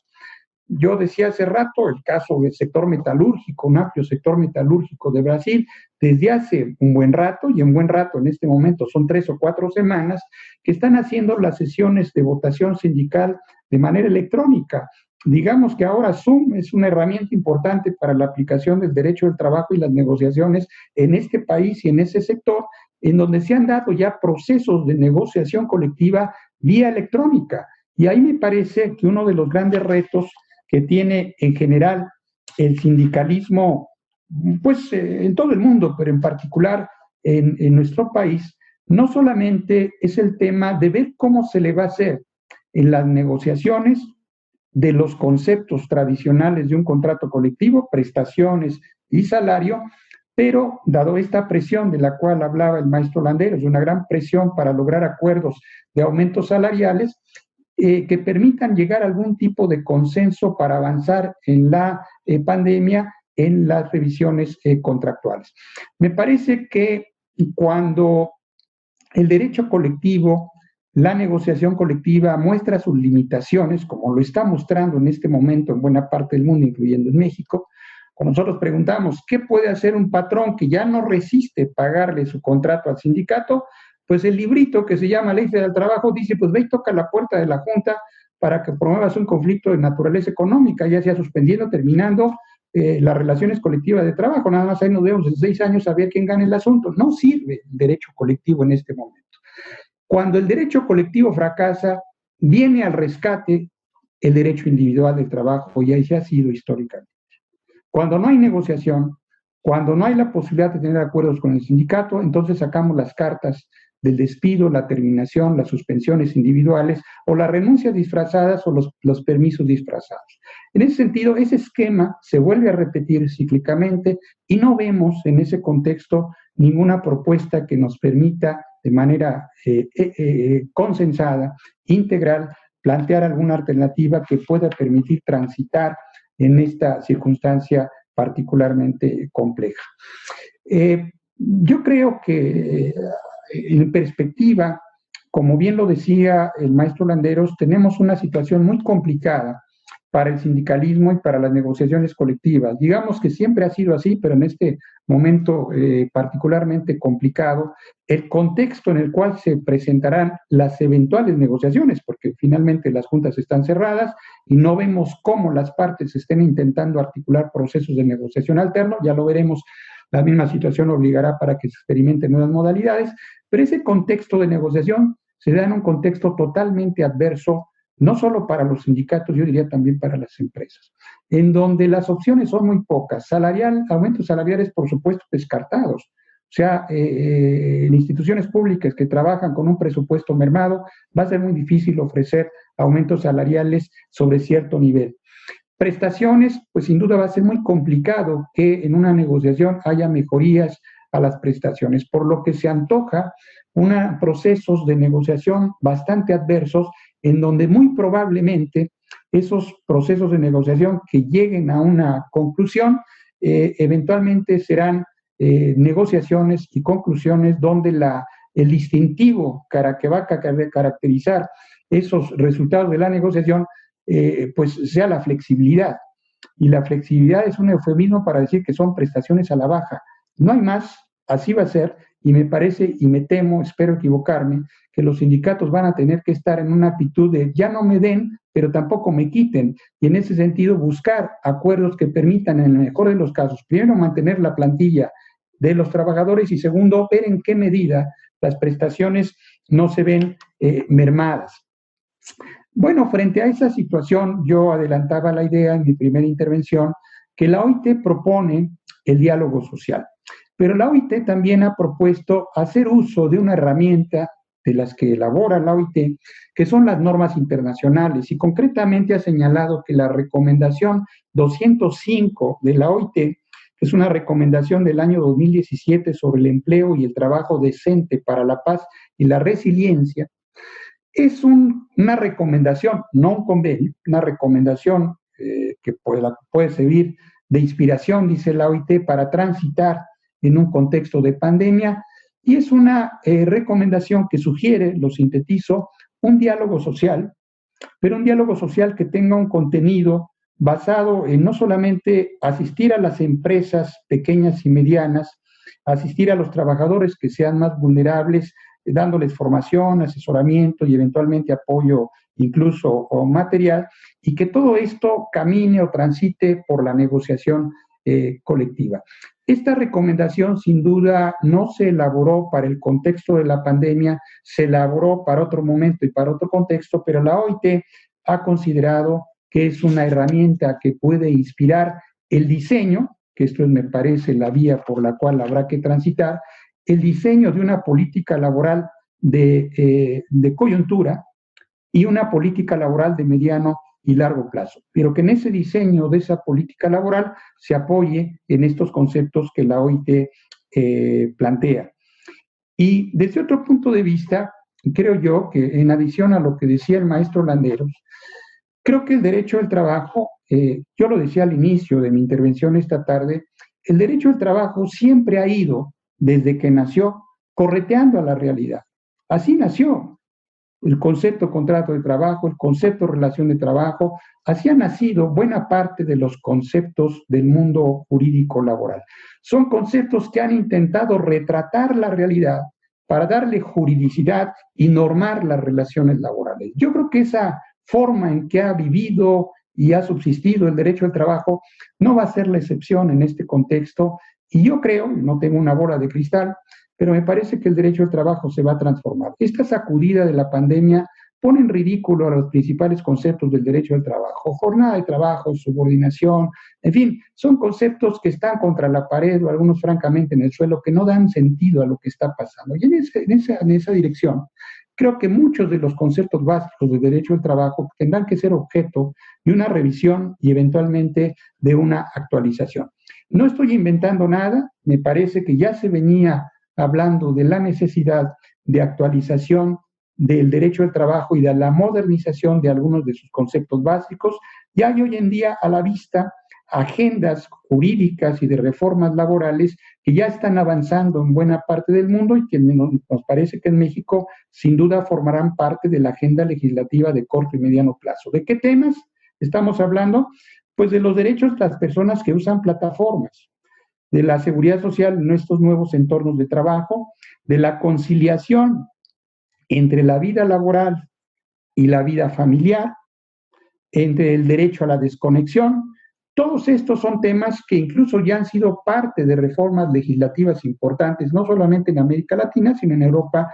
Me parece que tienen un avance y que forman parte de los temas que habrán de ocuparse en la modificación y la actualización del derecho del trabajo en nuestro país. Como ustedes recordarán, en 2009, cuando tuvimos aquella pandemia del H1N1, sin duda una pandemia mucho más acotada y menos lastimosa que la que estamos viviendo, dio lugar a una reforma laboral fallida que reconoció la suspensión temporal de las relaciones de trabajo y que no sirvió para nada en este contexto. Bueno, habrá que regresar y reandar el camino para ver en qué medida, creo yo, se establecen mecanismos jurídicos que sean mucho más acordes a la realidad en la que estamos viviendo, y me parece que en esa agenda habrá que trabajar en los próximos meses y en los años por medir. Yo terminaría señalando que en materia colectiva y en materia sindical, ya lo anotaba el maestro Landeros, hay sin duda grandes retos en un contexto realmente adverso económicamente para el mantenimiento y estabilidad de los trabajadores y sus logros, incluso salariales, pero yo agregaría también como uno de los retos que percibo en el corto plazo para el sindicalismo, no solamente nacional, esto que se llama en otras áreas del conocimiento como la resiliencia. Y yo creo que uno de los retos principales de los factores de la producción en México, yo diría también del Estado por conducto del gobierno, es ser resilientes. En la medida que los tres actores de la negociación asuman que se necesita adaptarse a los cambios y tratar de sobreponerse a la adversidad con una colaboración conjunta, esta resiliencia me parece el reto más importante que tendremos en las semanas, incluso en los meses por venir, en un país como México, que está urgido de que tengamos una política laboral que ayude a todos los actores del mundo laboral a tratar de encontrar puntos de coincidencia que nos permitan transitar de mejor manera por esa circunstancia realmente lastimosa por la que están pasando la mayoría de los trabajadores en nuestro país.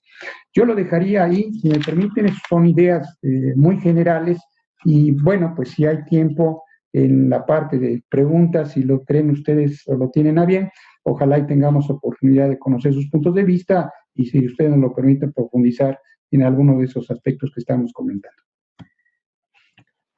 Bien, muchas gracias, doctor. Vamos a pasar a las preguntas. Voy a hacer las preguntas que nos mandan y ya nos contestará usted o el maestro Ricardo según consideren. La primera pregunta tiene relación con con el convenio de vacaciones adelantadas. ¿Es necesario pagar lo correspondiente a la prima vacacional en ese momento o puede pactarse una fecha posterior para su pago? Y si nos pudieran explicar con mayor amplitud estos convenios. En estos convenios que se han venido firmando, hay, digamos, algunos fundamentos legales a los cuales se remiten las partes, ¿no? Que son algunos artículos de la parte individual de la Ley Federal del Trabajo, como también por ahí alguna jurisprudencia que valida la posibilidad de que puedan reducirse o modificarse prestaciones contractuales, siempre y cuando se respeten los mínimos.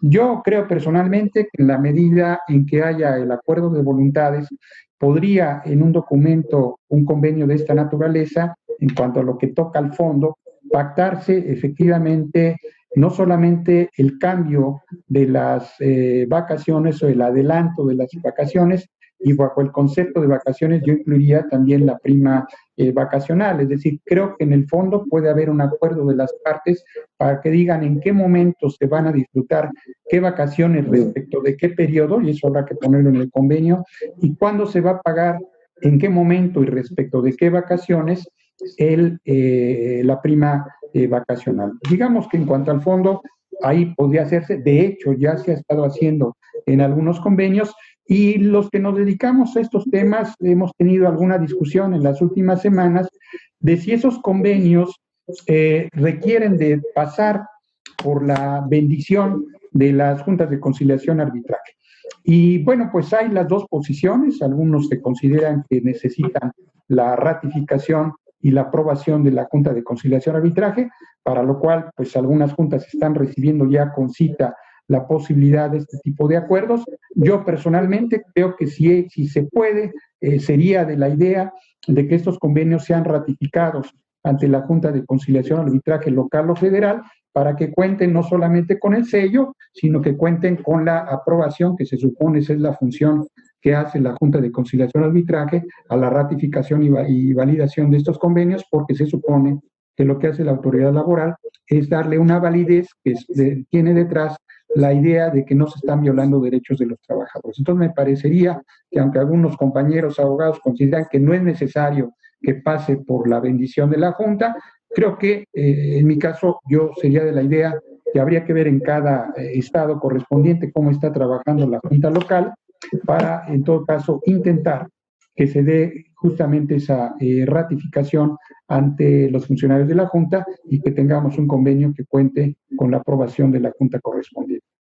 Muy bien, muchas gracias. Y vamos a la siguiente pregunta relativa a los sindicatos grandes y nacionales de industria. Nos preguntan que para todas las reuniones que deben hacer, ya sea para las negociaciones previas al contrato colectivo y demás reuniones numerosas que deban hacer, ¿es permitido y es válido legalmente realizarlas de forma en línea, incluyendo las votaciones? Es urgente modificar la ley para dar validez a asambleas virtuales, convenios y todo tipo de negociación colectiva en línea. Me gustaría que también usted nos ampliara el tema. Hay unas cosas que me parece, por ejemplo, en este momento el doctor Reynoso había comentado que los sindicatos estuvieron en el caso, yo también he estado en alguno de ellos asesorando, donde había que dar, estábamos en el momento de la revisión de contrato. Entonces, la reforma laboral ahora plantea precisamente estos temas de legitimación de las decisiones de las propias asambleas, incluso, por ejemplo, para una prórroga, pero no hay condiciones para hacer asambleas, por lo menos no en muchos sindicatos de industria, donde al final pues, el tema electrónico no está tan desarrollado y que obviamente pues, es una cuestión muy compleja. Teléfonos de México, por ejemplo, la última consulta, ya no supe qué pasó con él, pero la última consulta que estaba haciéndole a la Secretaría del Trabajo para su revisión era precisamente cómo le iban a hacer ahora con las asambleas que le pedía la reforma laboral y que sin duda así con el voto libre, personal y secreto como estaba pensado, es decir, en una urna y como se había pensado originalmente, incluso con la asistencia posiblemente de un inspector o del Centro Federal de Conciliación o de la Secretaría, obviamente pues no se va a dar. No sé, doctor Reynoso, ¿qué opina respecto de esto?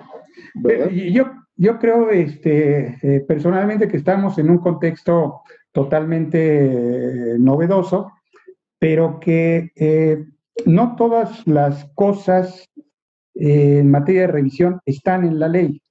Digamos, la Ley Federal del Trabajo, como yo decía, se ocupa básicamente de la contratación, no de la negociación.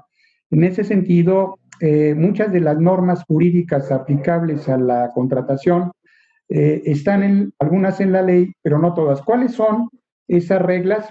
Pues que tiene que haber un emplazamiento, una solicitud de revisión, que debe de haber un documento con el cual concluyan las partes, que ese documento tiene que ser presentado para su validación, con la reforma que tiene que haber una votación previa de los trabajadores que validen eso. Digamos, eso es la contratación colectiva. Pero creo yo, y aquí puede darse el caso que depende al abogado que le pregunte, le va a decir una cosa diferente, son como los médicos, que cada médico tiene su receta diferente. Yo personalmente creo que sí se puede negociar virtualmente, y para darle un sustento jurídico habría que firmar, que nosotros ya hemos firmado con muchos sindicatos, algo que se llama las reglas de negociación. Las reglas de negociación son un documento que se platica entre las partes para ver cuándo nos vamos a reunir en la negociación colectiva, qué días, a qué horas, cuál va a ser nuestra agenda, cómo vamos a levantar las actas, cómo vamos a tomar los acuerdos. Y ese espacio, en los hechos, es la regulación del proceso de negociación. Creo yo que si entre las partes acuerdan que las sesiones de negociación van a ser virtualmente, valía la pena redactar un documentito que, basado en el acuerdo de voluntades del proceso de negociación, digamos, vamos a revisar el contrato colectivo que termina en septiembre de 2020 y vamos a iniciar las negociaciones por tal canal o tal plataforma y vamos a seguir esta dinámica. Yo creo que eso es perfectamente legal, si no contradice nada de los estatutos del sindicato y no contradice nada de la Ley Federal del Trabajo, que soy seguro que no contradice nada porque son documentos que no se ocupan del proceso de negociación. Y en ese sentido creo que se puede avanzar en un proceso de negociación virtual basado en un documento que se le conoce como reglas de negociación.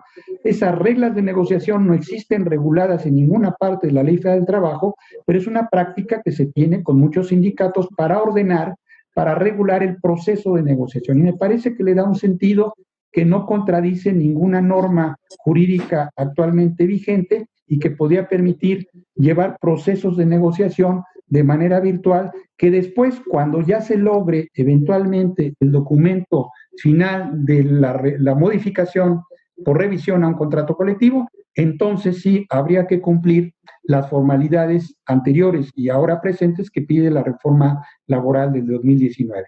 Esas otras tareas de verificación del aval que deben tener los trabajadores, como bien lo dice el licenciado Landeros, vamos a tener dificultades porque la autoridad laboral no está trabajando a plenitud y no tiene todavía las herramientas necesarias para en esta circunstancia actuar.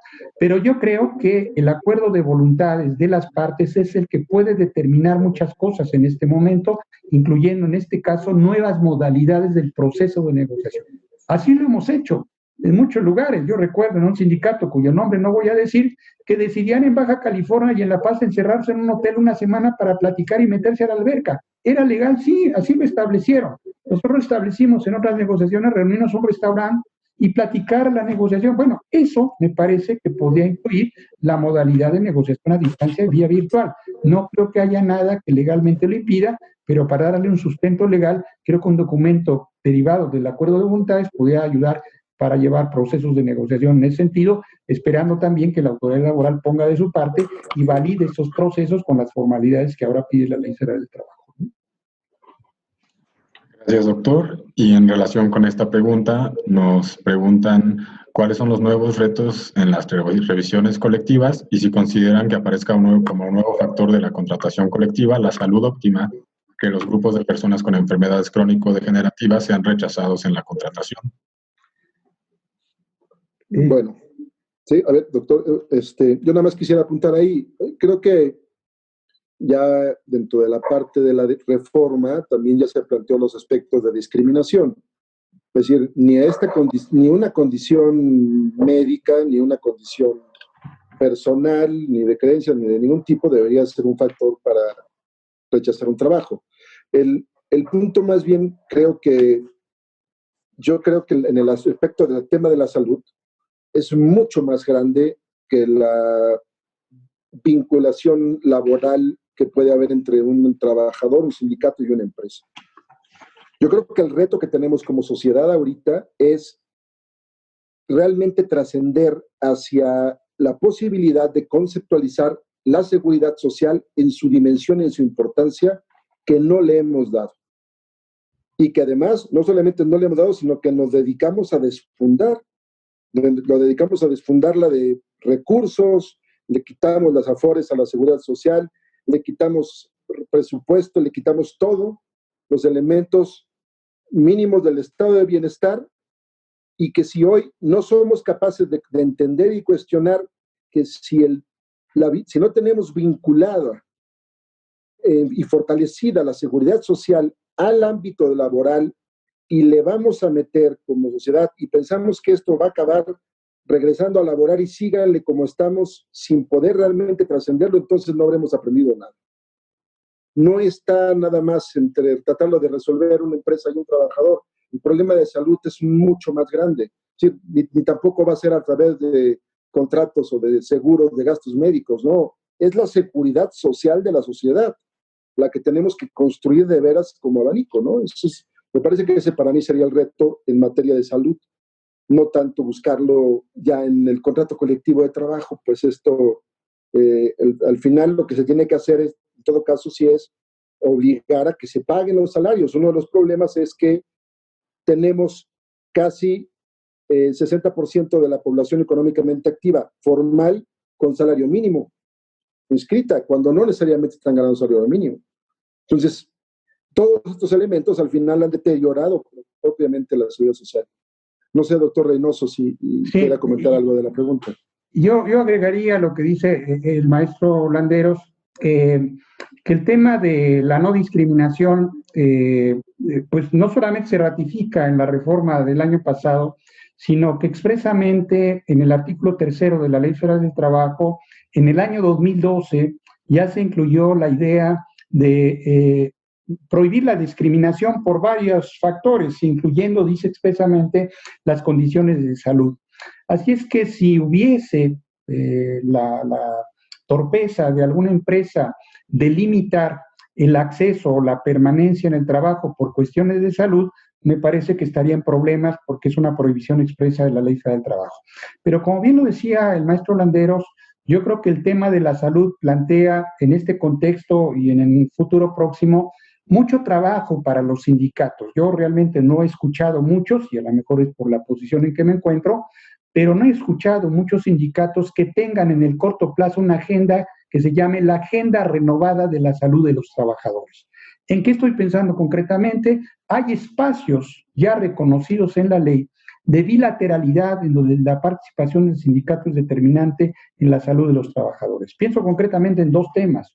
En el tema del funcionamiento de las comisiones mixtas de seguridad e higiene obligatorias por ley, en donde creo que el funcionamiento de las comisiones mixtas de seguridad e higiene tendrán que renovar su agenda ya en el corto plazo para incluir las nuevas circunstancias en las que deben ahora trabajar los trabajadores para incorporar los mecanismos de protección de los trabajadores que laboran en un centro de trabajo. Pero por otra parte, pues tenemos desde hace muchos años en un artículo de la Ley Federal del Trabajo una serie de obligaciones del patrón, entre las cuales están dar las herramientas necesarias y los elementos necesarios para una adecuada prestación del trabajo. Me parece que en esa obligación genérica que ya tienen los patrones desde hace más de 50 años, hoy en día esa obligación de la empresa tiene un nuevo y renovado significado que ojalá y los sindicatos estén a la altura para darle un contenido más preciso en las semanas que vienen. Yo creo que allá hay mucha tarea que realizar y que los sindicatos tienen ahí, insisto, una agenda importante para concretar y completar las nuevas realidades en los centros de trabajo. Muy bien, muchas gracias. Haremos 4 preguntas más. La primera hace relación a los trabajadores autónomos que están en un sindicato frente a quien defienden sus intereses. Y en otro lado tenemos, nos preguntan su opinión acerca de si la contratación y outsourcing que oculta o encubre al verdadero patrón es un factor que impide en México llevar a cabo una negociación colectiva. Los trabajadores autónomos. Ajá. No lo entiendo muy bien. No entiendo si se refiere a los trabajadores que están en una minoría dentro de una empresa que no forman parte del sindicato principal. No sé, doctor Reynoso, ¿usted cómo entendería? Sí, no queda claro. Habría que tener más elementos, porque efectivamente hay algunas asociaciones de trabajadores que se denominan sindicatos, ¿no? Pero que habría que ver efectivamente el acta jurídica de nacimiento de cómo se constituyeron. Si efectivamente son sindicato en el sentido de la Ley Federal de Trabajo, y habría que ver si ese es el caso, y entonces tendríamos el reto de ver quién es la contraparte, porque si son autónomos suena un poquito contradictorio, o se dice sindicato autónomo, pero en el fondo es una asociación civil que agrupa personas que no tienen una relación de trabajo. Entonces, depende de esos dos escenarios, es que podríamos, en todo caso, hablar de ante quién se defiende. Si es un sindicato realmente como tal, como existen algunos, por ahí tienen una diversidad de patrones y, digamos, sus afiliados prestan su labor para diversos patrones. Bueno, respecto de cada uno de ellos, podría eventualmente plantearse algún tipo de negociación. Y si son una asociación civil que agrupa a trabajadores autónomos, pues no tienen en estricto sentido, desde el punto de vista laboral, una contraparte, pero ¿quién los defiende? Bueno, que yo creo que ante esa pregunta de orfandad, pues quien los defiende tiene que ser el Estado. Y el Estado es aquel que en última instancia debe ser el garante de los derechos de gente que reclama derechos y que no encuentra una contraparte. Finalmente el Estado, por conducto del gobierno, es el quien tendría que velar por la protección y los derechos de todos los trabajadores, y en este caso de gente que no tiene o no es parte de una relación laboral. Yo lo vería ahí. En todo caso, habría que ver documentos y algunos elementos adicionales para ver si estamos ante realmente un sindicato o estamos ante una agrupación con otra naturaleza jurídica. Sí, y a ver, yo quisiera comentar entonces del otro tema que están planteando de la subcontratación. O sea, al final yo creo que es muy importante también entender cómo está planteado el esquema de subcontratación y a dónde nos encontramos hoy. Si nosotros revisamos el punto de la subcontratación a partir de la reforma de 2012, va a haber una cosa muy singular que vamos a encontrar. Si ustedes revisan y le ponen ahí subcontratación al buscador de la Corte, van a encontrar que hay 18 jurisprudencias de subcontratación. De esas, la mayoría son fiscales, temas fiscales para poder de cuestión de deducibilidad, y las únicas que van a encontrar laborales se van a referir a alguien que promovió un aspecto de inconstitucionalidad por la incursión de los artículos 15 en la Ley Federal del Trabajo. Sin embargo, para efectos de lo que, y en ese sentido, bueno, hasta ahorita, en estos 7 años que tenemos con la reforma y de la inclusión de los 15 en la Ley Federal del Trabajo, nunca se ha podido entrar al fondo en los juicios para poder acreditar la relación o vinculación laboral entre la empresa que subcontrata y la empresa que es el cliente. Se han intentado 1000 maneras de demandas, pero no hay una sola jurisprudencia que permita conocer cuáles son los fondos de los artículos 15, de saber si se cumple, que no sea la totalidad de los trabajadores, que se cumpla con los derechos y hoy incluso los aspectos de la cuestión colectiva.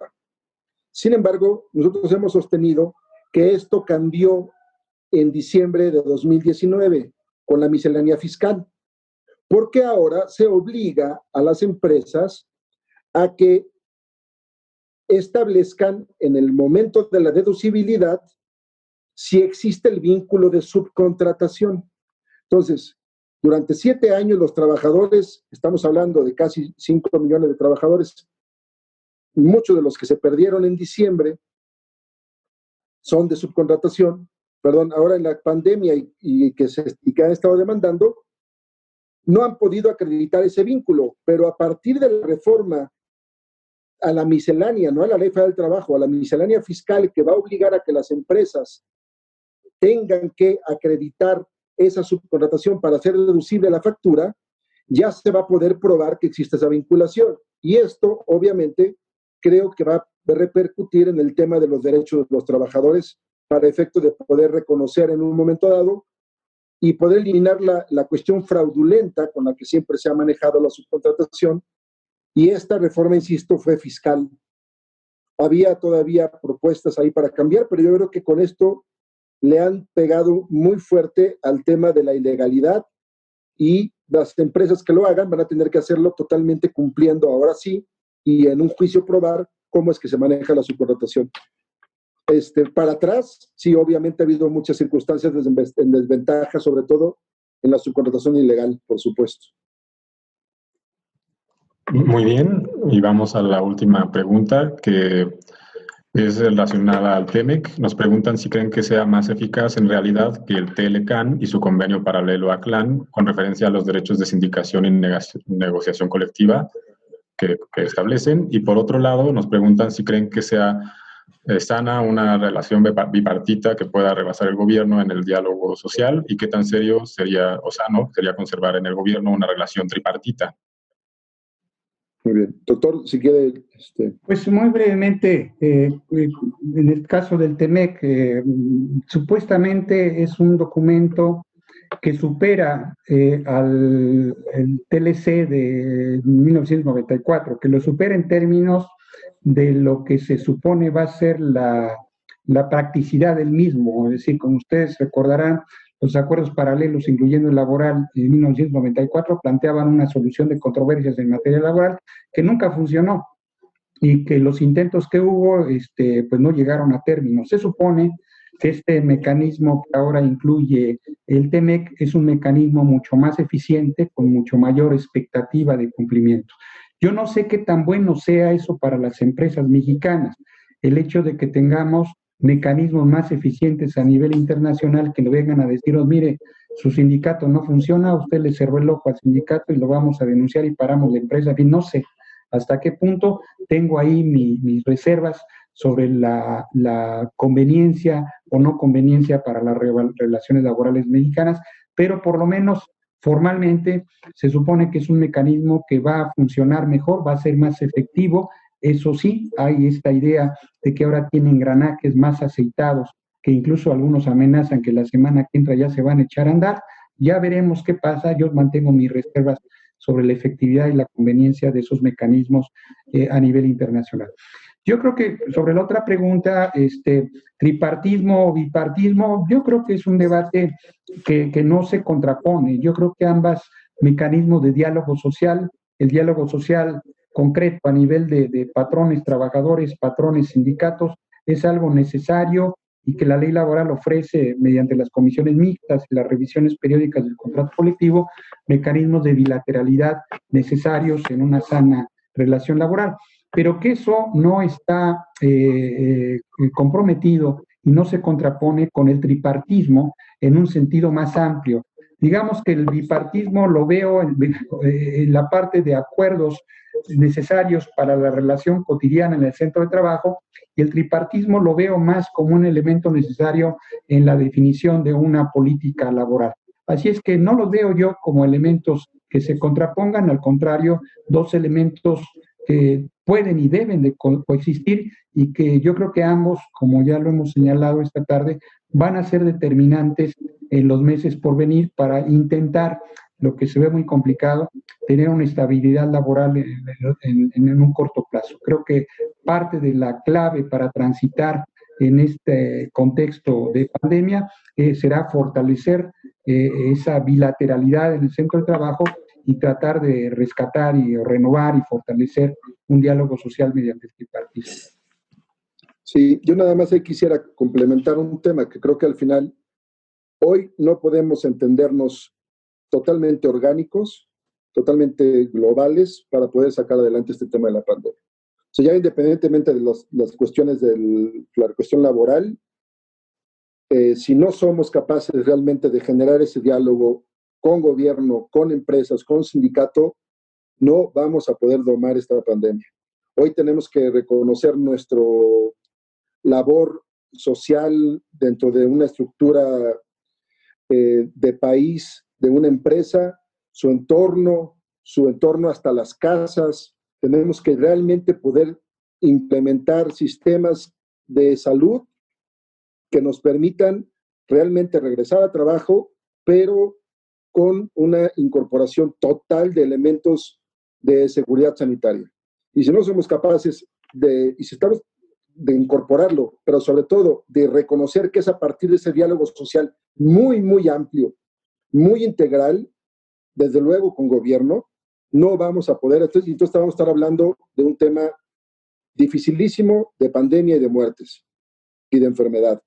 Ese es lo primero que tenemos que resolver. No sé cómo podemos hoy plantearnos que no sea precisamente un amplísimo diálogo social para poder resolver este problema de hoy, ¿no? Entonces, sería nada más un poco lo que quisiera complementar. Gracias. Perfecto, agradecemos mucho sus respuestas y vamos a dar la palabra al doctor Alfredo Sánchez Castañeda para que nos dirija unas palabras de cierre.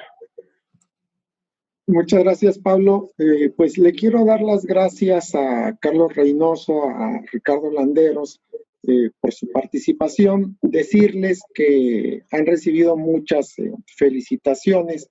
a través de Zoom o a través de Facebook por su excelente exposición. La manera en que se coordinaron para desarrollar el tema fue magistral y nos dieron un panorama muy adecuado sobre la circunstancia de los retos de la negociación, ya sea individual o colectiva, de las nuevas relaciones de trabajo, pues viniendo de un contexto sin crisis ocasionada por el COVID y lo que está pasando ahora a partir del COVID.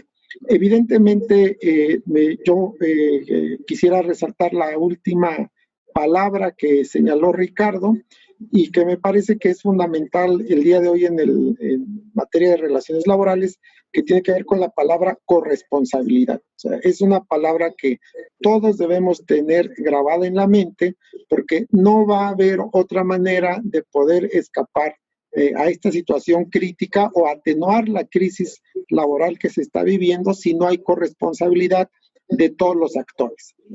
Hay que literalmente preguntar cuál es la parte que va a hacer cada uno de ellos y señalando también con claridad. En el caso de los trabajadores, pues digamos que ellos son los que tienen la mayor parte que perder en muchas ocasiones.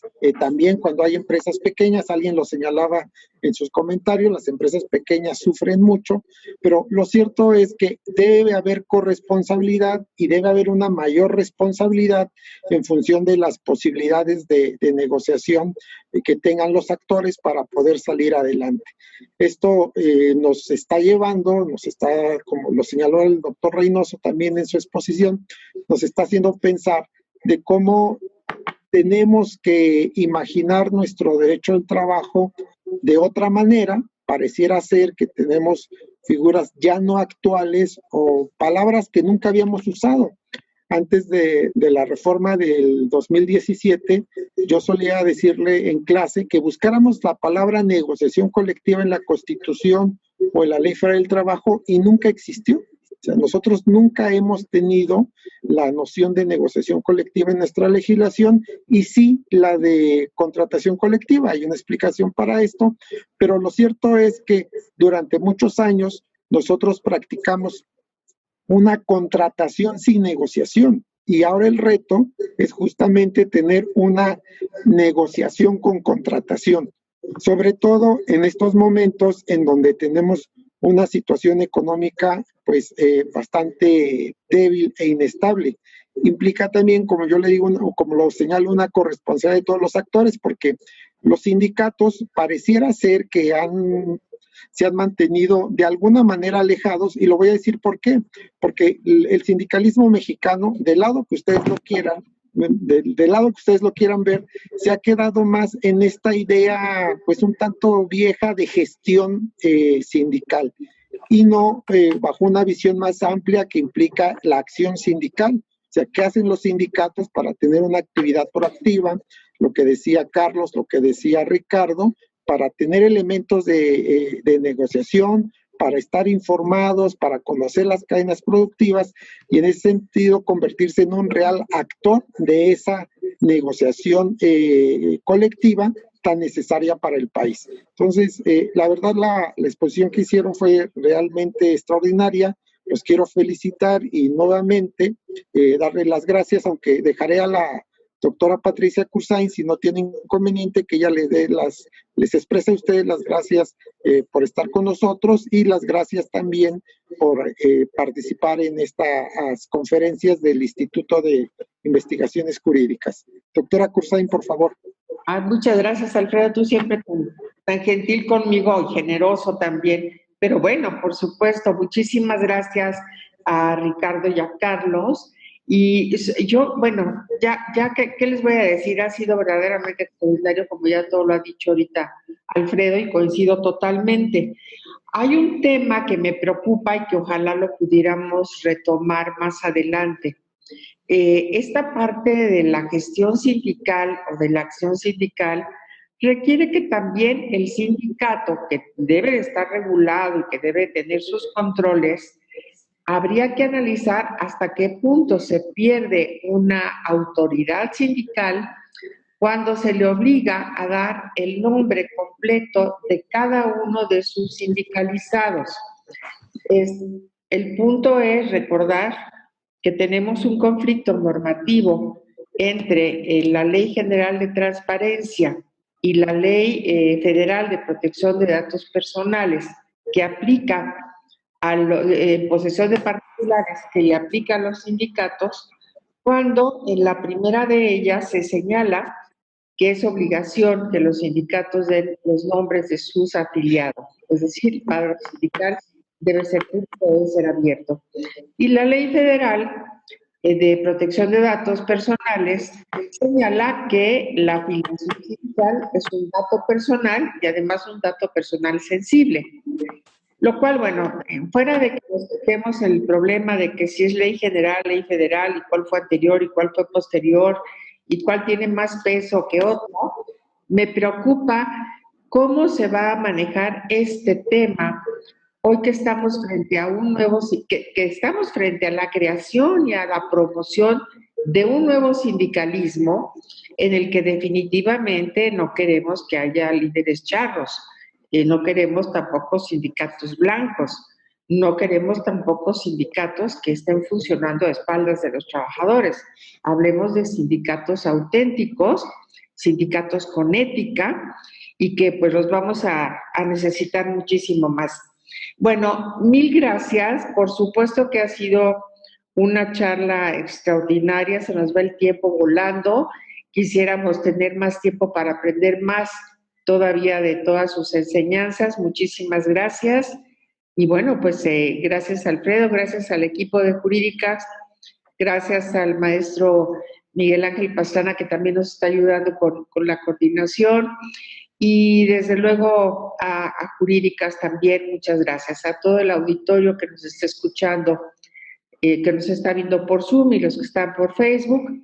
Ya saben que estamos también muy atentos a sus peticiones y que en algún momento podemos hacer otro tipo de ciclos también con más participaciones. Muchísimas gracias.